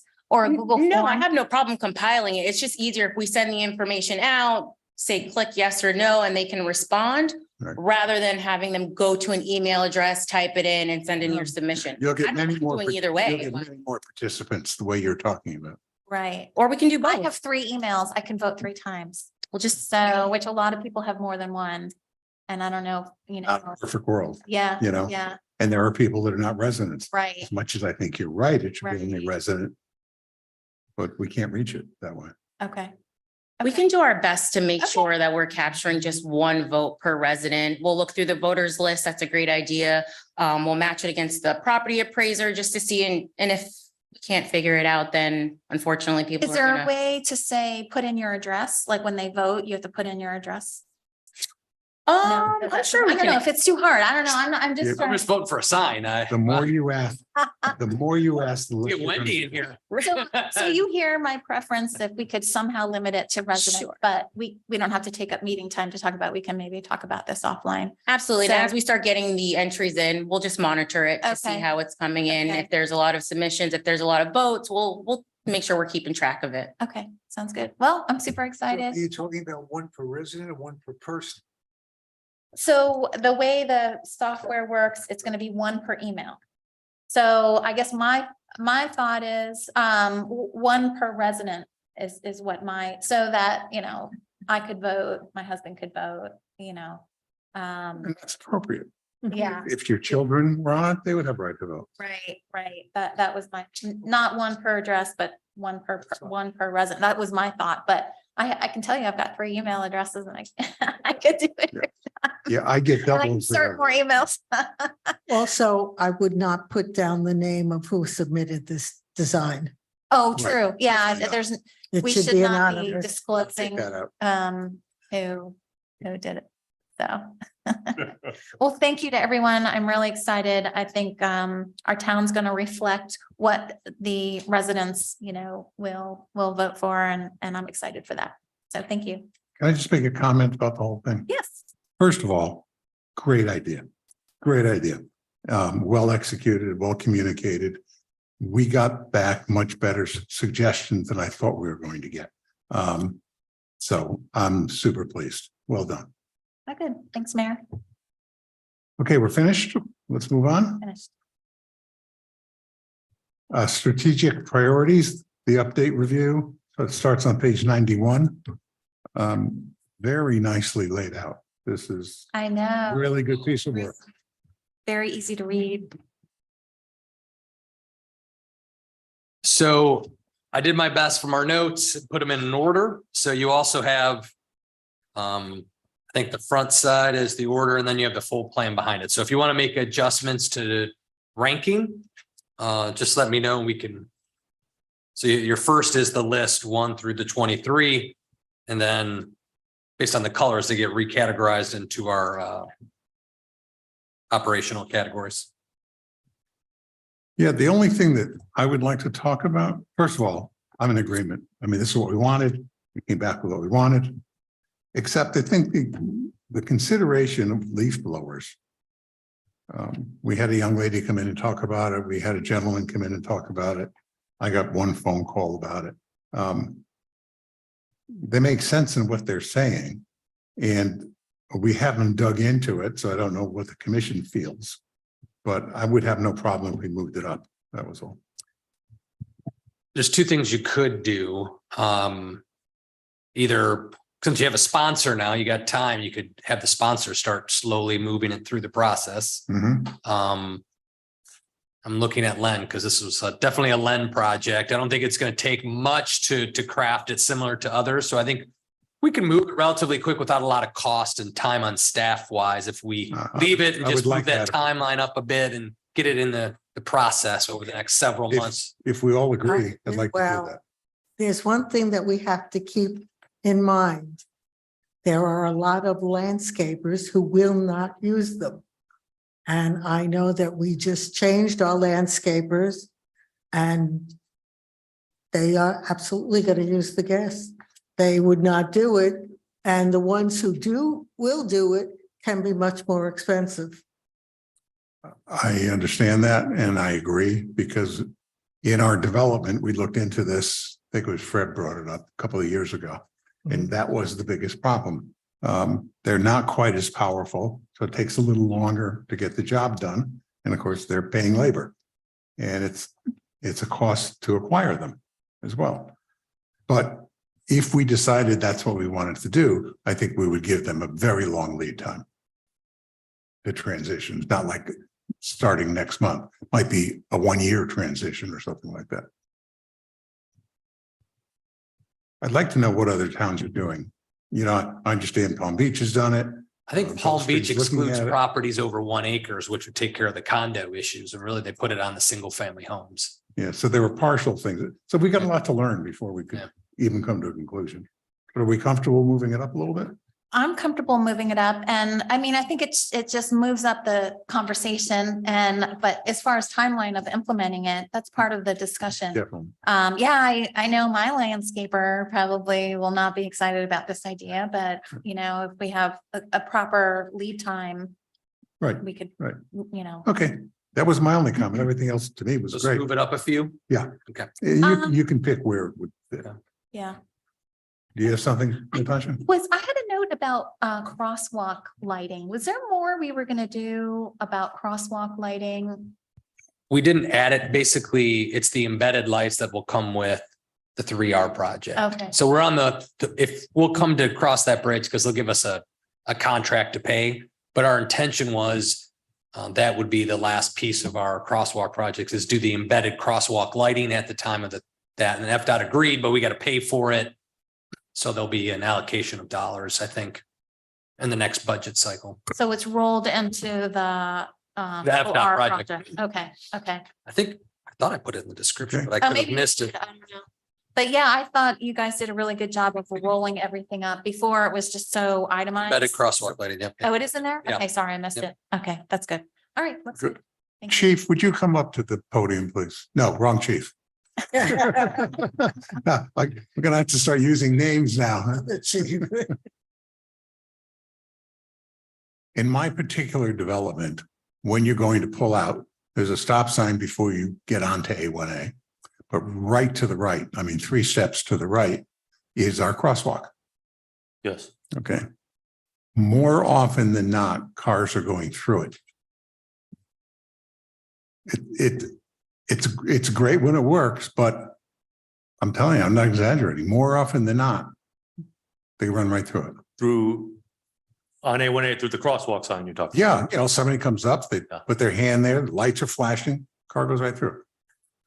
So, and we've watched that for a little bit too recently. We've made some contact. We were out there the other day, actually made contact with several people that weren't pushing the button, which is the problem itself. Step one, for sure. Cars are now looking for that. We condition them. We actually stop and tell people when they walk and don't push the buttons, even if they don't see traffic, cars are conditioned to look for those lights. So make yourself safe.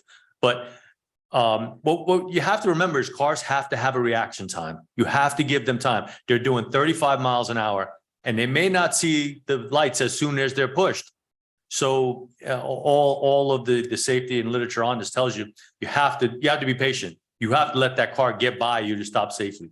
The most accidents we've seen is the rear end accidents. People that try to do the right thing at the last second and come to an abrupt stop and the person behind them doesn't see that. So there is a little bit of a delay that as you approach those signs, you may get 2 or 3 cars going through that because they have to see it, they have to react to it, and they have to do it safely. So we don't have that rear end collision to those things. So yeah, and that it does look like cars are going through it.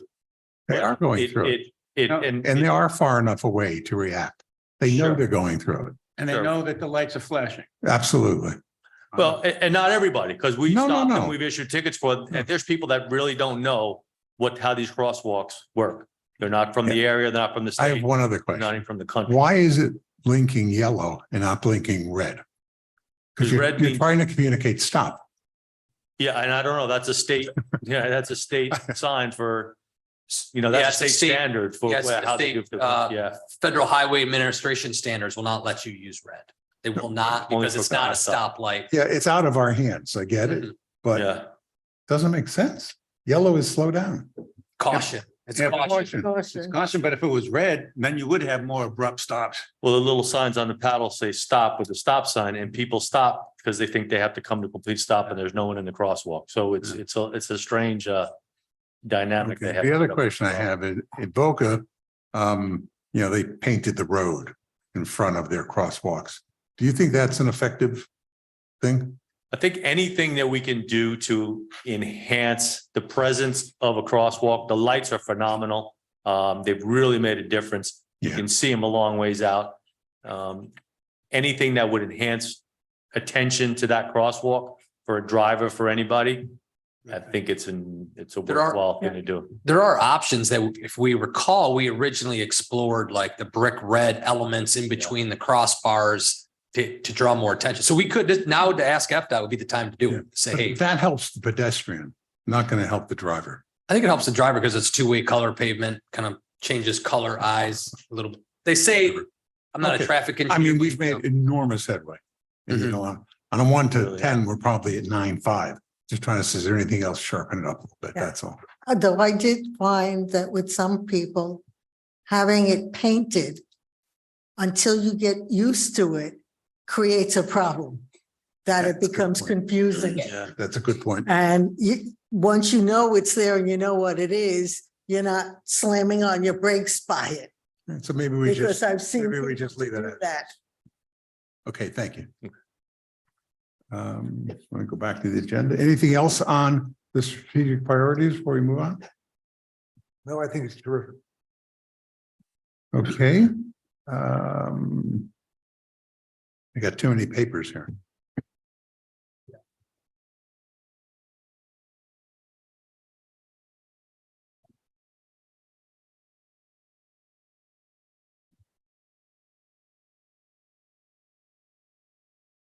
Got it. The next is approval of the past meeting minutes to be found on page 107. Anybody have any adjustments that need make? No? I have Yes? none. I move we approve. Second. All in favor? Aye. I, Okay, now we're on to the consideration to approve and authorize the mayor to execute a 5-year agreement with the Flock Group for the license plate recognition cameras, which are wonderful. You've made very good use of those, haven't you? So thank you, Mayor and Commissioners. That contract agreement is in front of you now because the current system is failing. It's not producing what we needed to at this point. It's several years old, and I think, as you all agree, LPR now is at a point where it's not something nice to have. It's an absolute necessity. It's something that we rely on. All the similar type of Barrier Island municipalities are relying on it also. So that's why we were at a point of implementing a whole new system a system that many other agencies are now going with. And from our research, the technology, the capabilities, all the things that this system provides, the analytics, and this is something that certainly would be applied and what we need in our community.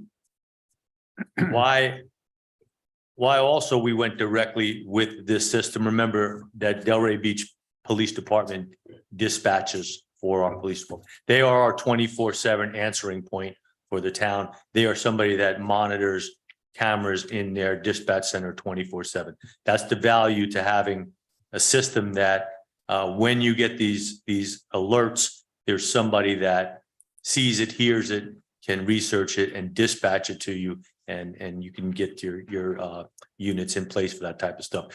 The technology allows it to come to our laptops. Sometimes that's not always possible with only a few people on shift. At times they could be out of the vehicle, they could be on calls for service. You can't miss that type of stuff when you get those alerts for those wanted type of vehicles, felony vehicles that are coming into your community. So the value to the LPR that we used over the last several years, tremendous, and not just on the front end. Certainly, it's a crime prevention tool that's invaluable to us, but in solving cases and going back when we do have something happen. So that's what we're working on right now. Flock Group Inc. is used in several other municipalities. Len just reviewed that contract for legal sufficiency, which he just did for Juno Beach, who's implementing the same camera system. So he was very, very familiar with the contract, went through it. Locally, they're in Gulfstream. They will be in Gulfstream. Very recently, they're now in Ocean Ridge. So we have already researched it and look at how we can share alerts and share data just locally, let alone across 2,000 plus users all over this country. We're able to search that type of information. And the really interesting stuff about now with the analytics that these cameras provide and not just tag reading. So when we're looking for specific type vehicles and makes and colors, and not just across our system, but across other systems, and other municipalities are able to do that too. So the key to why we do with Flock is because of We have a dispatch center that can monitor and this is the system that integrates with our Axon in-car camera systems, right? So we have LPR cameras now in our vehicles. Our vehicle is able to read tags as they move through the area. This integrates with that. So this is the reason why Flock is our choice for implementing the LPR upgrades. Not only do we want to replace the cameras at A1A and Entrance Town, we are now going to be able to put cameras at our 4 side streets: Highland Beach Drive, Bellito, Russell Drive, and Bel Air Drive. So that now gives us the opportunity to monitor those tags, vehicles that we're looking for. It gives us coverage all throughout the town, not just at entrance points to the town. Met with the town manager already. He's looked at being able to secure funds through the discretionary sales tax money. And normally these are not normally, but this is we have Lindy Gervitz, who's with Flock and Group, has worked with us, worked at all of our municipalities locally. Happens to live right here in Delray, so certainly has a vested in the community, the safety of all of this community area, and has been a great resource for us. But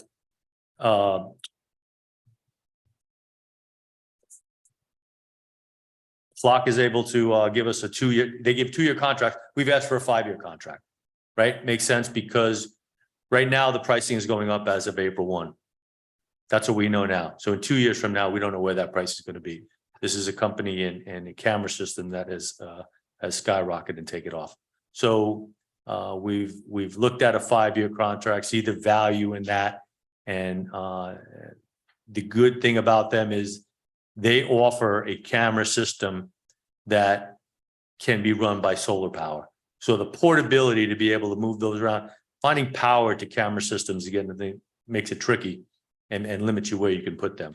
But the portability of having a camera system that can be run by solar power gives us the ability to put them anywhere. Okay. Places we're looking at. Anybody have any questions? Yeah, I have a couple. So Ocean Ridge, Gulfstream, Delray are part of this, not Boca? Boca has a different camera system, which is not bad either. So we were able to search different systems when we interact and connect with them. But are you compatible? No, No. no. No, it's verbally though. Yeah. I mean, look at what Yeah. happened when that woman got hit, unfortunately. Yeah. She was hit in Highland Beach, but she landed in Boca. I mean, I remember. really absurd in a terrible, terrible accident. So- But they immediately communicated, no problem. Is this also, can it be integrated into SunPass since they're reading all these? No. It would seem to be that'd be another tremendous data source, but okay. Expected life? What is the expected life of these? So I don't know the answer, Lindy, if you want to come up, and you maybe explain that. Yeah, so that's one of the, actually the good things about our. Excuse me, it was your name and where you're from. Okay, hi, my name is Lindy Gervich. I live in Delray Beach, Florida, and I work with Flock Safety. So we are a public safety company. We work not only with law enforcement, we also work with private residences like HOAs, condo associations, and even commercial businesses to help prevent and eliminate crime. So the one other feature of our business model is that we are a service company. So our cameras are basically always under warranty. You pay an annual fee for our hardware and software as a service. So we're responsible for making sure you always have working cameras. If something is to go wrong, we're responsible to have a technician come out and fix that camera. If the camera can't be fixed, we simply put a brand new camera on there for you. So even you're looking, 5 years down the line, I'm pretty certain in 5 years we'll have, an upgraded version of the camera. So say it's like, 2-3 years from now, we would come in and actually give you all new cameras. So you're never going to be stuck with anything that's outdated. Great. And Okay. in terms of cleaning the cameras from time to time, that you do that on a regular basis? Same, yeah, for like, obviously we're close to the, ocean here, saltwater. If it gets to a point where the camera is getting cloudy because of, saltwater and kind of, film on there, that's up to us to send a technician out to And so clean that this, up for you. is there any impact by the Triple R program on installing? I mean, you're separate from the road, you're the side of the road, so there should be no impact, right? Yeah, we won't be like on the road. We'd be off the side Yeah, of the it'll be road. off yeah. to the side. I'm just wondering if whatever Triple R does is not gonna impact getting these in. Yeah, and I mean, in the circumstance that it was something that would be impacted, these cameras, like he was saying, they run on solar power and LTE, so they are infrastructure free. So they're very easy to move the cameras. If that something was to come up unexpectedly, we could move the cameras very easily. But the key is that right now, we have it at the north, south end, but we're going to have our own set. Instead of relying on Delray Mhm. at the end of Linton, at our town line. Correct. Very good. I personally think LPR is excellent and we need that. So I'm totally in support of this. Best part of my job is getting to hear the stories of how it helps the residents in our community. Ev, I don't really have any questions. I think that it's a reasonable amount of money to provide an extra layer of safety in our town. And I think that we need to use the best and most current information. And you said that you'll upgrade it as upgrades come through. I think locking it in for 5 years makes perfect sense. David, I agree. Natasha? I'm in favor. Thank you. Okay, I have no comments. Very positive. Thank you. Thank you so much. We need a motion. I move that we, do we have, wait a minute.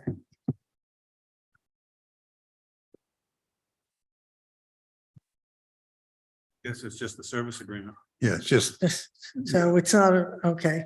I move that we agree to the service commitment with Block Data System. there's a second. Second. All in favor? Aye. Okay, thank you. Okay, resolution number 2023-004. Resolution of the Town Commission of the Town of Highland Beach, Florida, amending resolution number 2022-020, which appropriated funds for the 2022-2023 fiscal year budget and providing an effective date. And we're just moving the money in to start paying these bills. But Yes, sir. Yeah, Go ahead. it's a long title for just a budget amendment. Mm. Right. And so as you recall, when we started out the fiscal year, we said, as we need to draw funds to scale up, get equipment, get additional people, and gear up for that go live date in the very near future. I will come to you with the appropriate budget amendment. And that's what this did. And the only other thing too, just notice that the amount here is $400,000, but that also is annualized payroll and the salaries and benefits. So I just annualized that.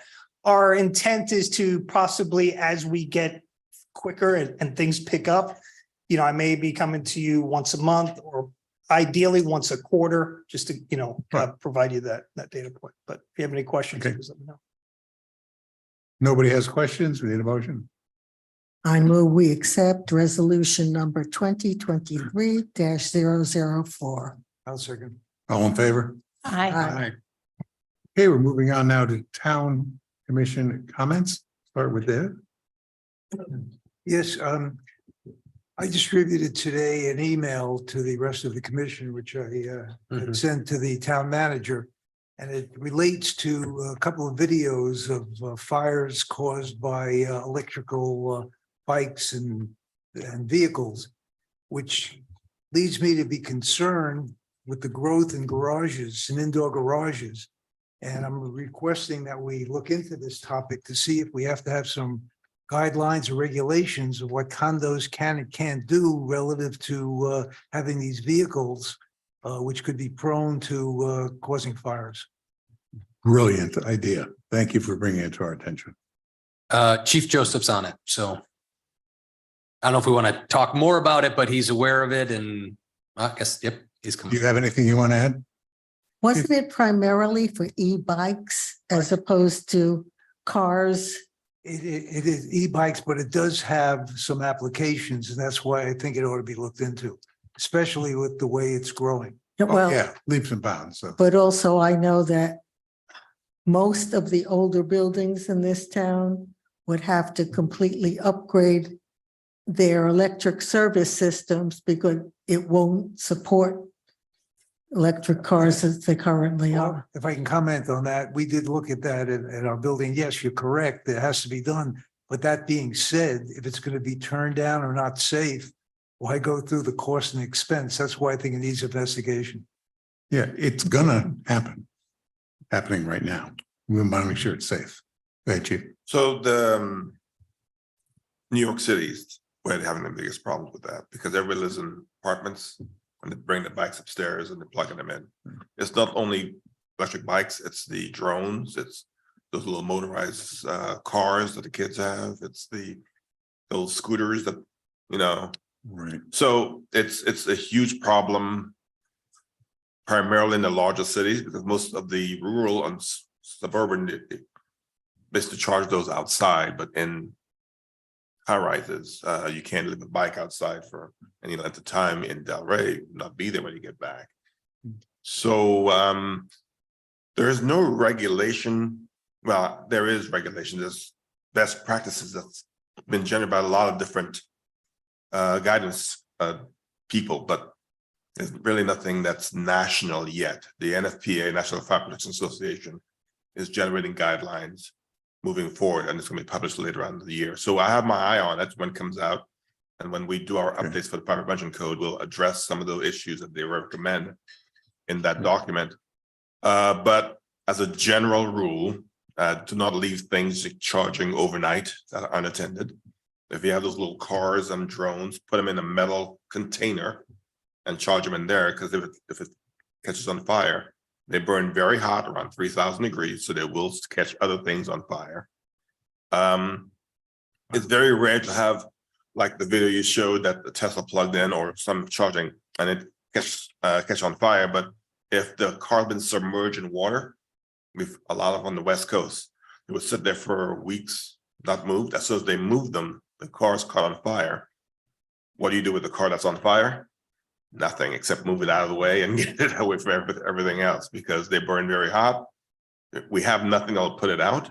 One company used 30,000 gallons of water on one car, and it's still caught on fire when it run away. So we have no mechanism right now for extinguishing a fire in an electric vehicle.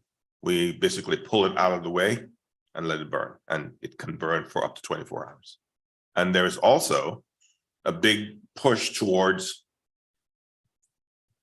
contamination from the burning byproducts. So when lithium burns, forms lithium oxide, a bunch of other things which are actually very dangerous for you, and it becomes a contamination issue for the grounds, the dirt, and everything else. So it's an evolving issue that we're still in the process of wrapping our hands around it. And really, there's no really good solutions right now, except for park your stuff.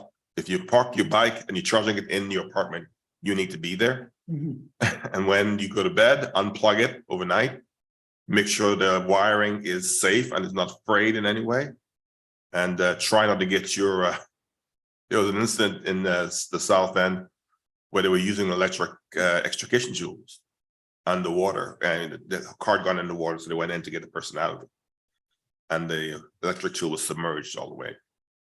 Brought it back to the station, cleaned the battery out, dried it out, and put it in the office to have it looked at. Well, when they got back from a call, the office was no longer there. Burned the office, the fire station. The future is to have the ability for cars to be charged in their current parking spaces, which are in garages, and they're obviously on top of each other. And like our building and our development, two different efforts looked into establishing a couple of charging stations. And the reality is people don't want them because they don't want to put it in a charger and then come back 20 minutes later or an hour later. They just want to plug it in and leave it. Leave it. So if there is a way to do that safely, we need to communicate that. Well, we don't have a way yet. We have no guidance from a nationally recognized. I mean, there are a lot of videos and a lot of suggestions, but nothing's been codified. Well, we can make our own rules. Yes, you can, but I don't want to make the rules too stringent where it impedes a person's freedom to buy a vehicle, or too loose where it's not effective.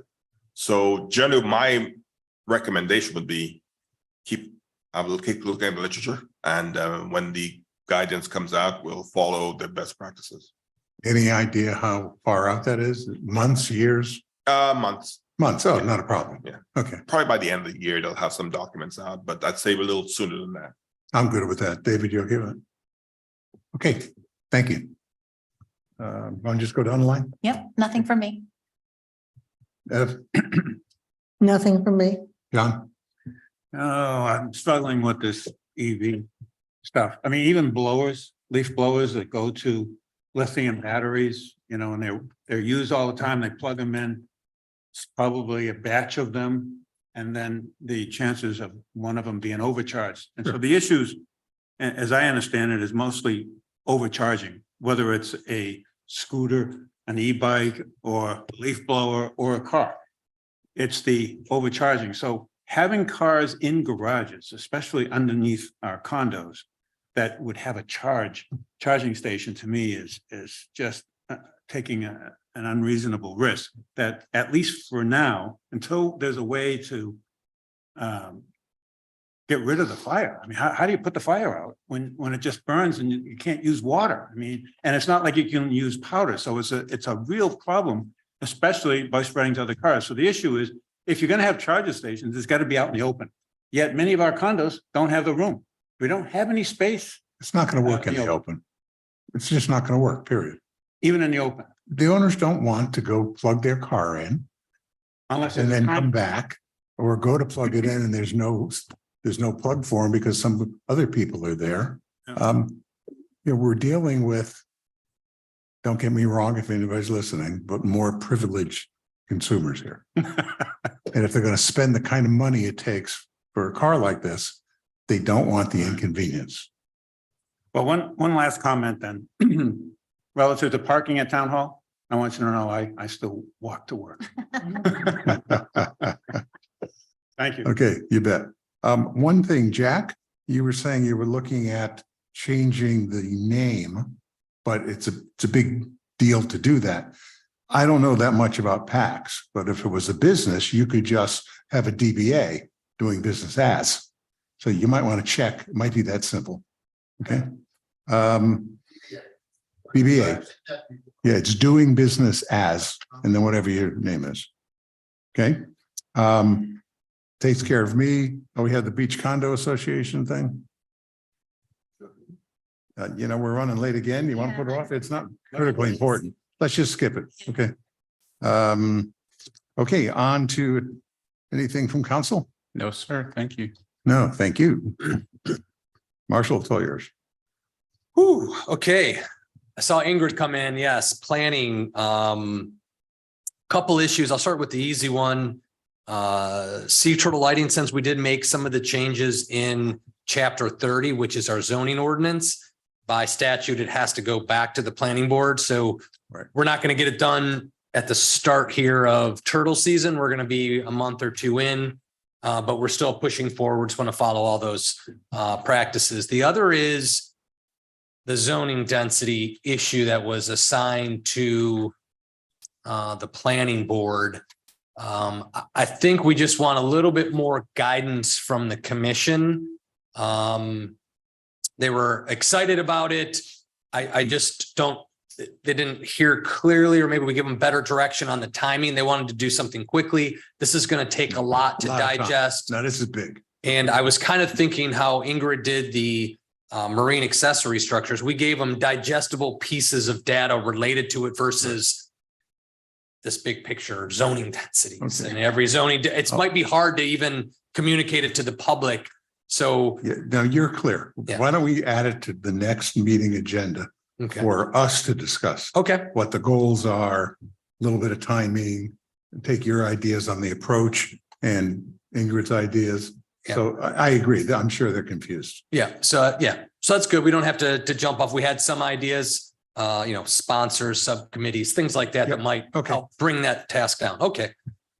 Check. Did we cover them all, Ingrid? Was there one more planning project that you? No, I think that was it, but I'll just add, I think for the board, it was very much a roll up your sleeves moment. But again, they were very quick to reach out to the public. But again, after the meeting and after discussing with Marshall, we do want to follow that format for the accessory marine facilities when you go to the public, you have some concepts, right? Exactly. I think when you just go to the public and say, hey, what do you think? People are like, oh, again, it's a broad concept. So I think with some additional guidance from you, we can, direct Yeah. them.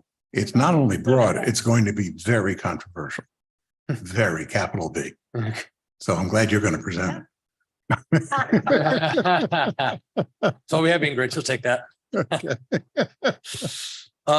Sanitary sewer project. Well, folks, got no bidders. Nobody wants to do this work. One of the bidders that we thought would bid said, no, you're trying to scale back the project. You're not applying the necessary resources to address the sanitary sewer project, yada, yada, yada. We got to basically reframe that question and we got to take it to the voters. It's going to be a big project. And now we're going to talk back to 3.5, 4 million. It's got to be a ballot question. I think if we do it that way, we can do it through the SRF, which is the state revolving fund, get a low interest federal loan, space it out. I mean, like it's really low interest loans. I think we can't do. right. Yeah, we couldn't. We tried to parse it down, but it was still too expensive. I think we hit the market at a high point when we did the first full scale project. Then we tried to say, let's do a couple of the laterals. Nobody's bidding on it. It's not worth their time to come out here for $500,000 project. So we have to do something bigger. So I just wanted to bring that up, that I will work with council and we'll come up with some ballot question for next March as to how we scope that out to undertake a large sanitary project. But again, that's, we're talking now, it's going to be 18 months to 2 years before we actually do the project. But that as it may, it's the only way we can get to it, and we'll just get to it in that method. In the long run, doing it the way you're describing is going to be more efficient and it'll actually cost less. As we were trying to piece it in with what we have and end up spending more. That way we get it done properly. Yeah. And then hopefully with that timing, the market will get better, more attractive to want to come out and do this work. So hopefully, I don't know. Prices never usually go down. They just don't go up as fast. So, Delray Beach. So where's David? There he is. So, David did a lot of really good work on reviewing the records that Delray submitted to us as it relates to the two true up questions they had, or statements that we owed 121,000 from 21, 396,000 from last year. So they gave us the information. And the ambulance as well.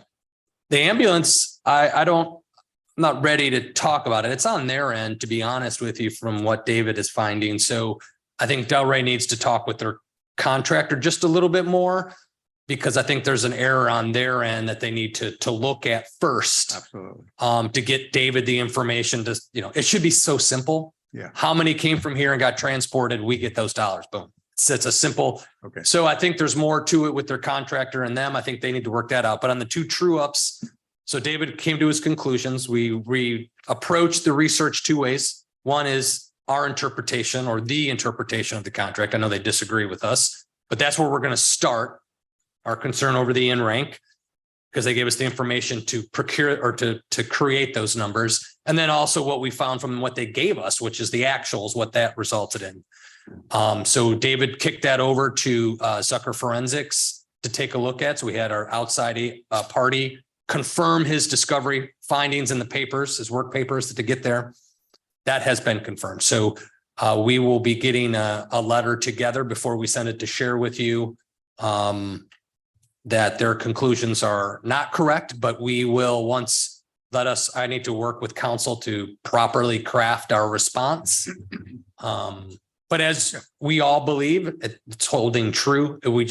With David's findings, we got to present that properly back to them. We promised we would by the end of the month. We should be able to do something, but since our next meeting is March 7th, it might be a couple weeks off. But we have the appropriate time to do this correctly. And we'll work with counsel to how we want to lay out our discoveries and hold our positions. Again, we're not in breach of contract. Don't believe it. The strategy of how it's done is critically important, obviously. So Marshall and I have been talking about different approaches. Yeah. So again, it's the two approach, how we read the contract. Now they have a different read. And then what they supplied us doesn't even work. So nonetheless, we promised them we would take a look at. David's done great work. You know, he'll put his findings in there, put his little CPA number next to it, and then our confirmation from our other CPA firm to stay in that world. We'll present our findings, and then Glenn and I, maybe even Len, to kind of strategize how we want to construct our response, and we'll get that to him. So otherwise, you know, everything is, you know, moving on schedule with that. Just a quick thing that I heard this morning, March of this month, starting at the Boca Inlet South all the way to the Hillsborough Inlet. Possibly they'll be doing a beach restoration in their sanding project, South Inlet South. So it doesn't affect us, but just if you sit on your condos, you're higher up, you're going to see the barge out there.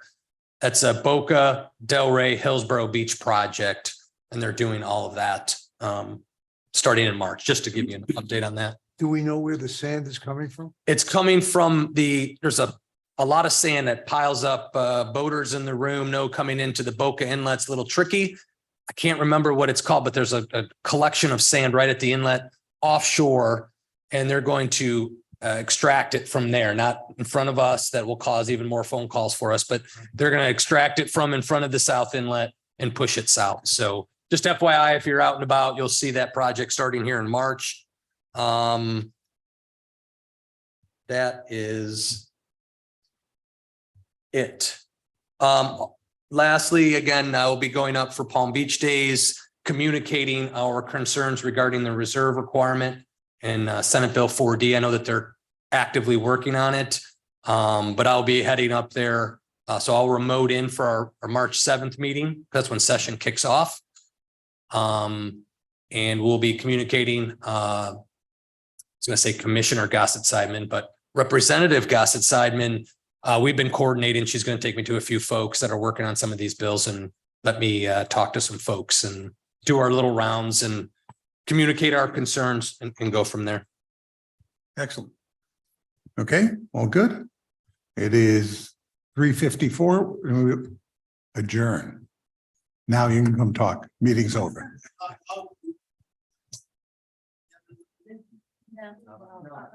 No, not on the agenda. So you get it at the beginning.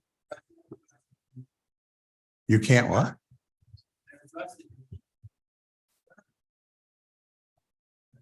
Nothing on the agenda. Somebody to raise their hand.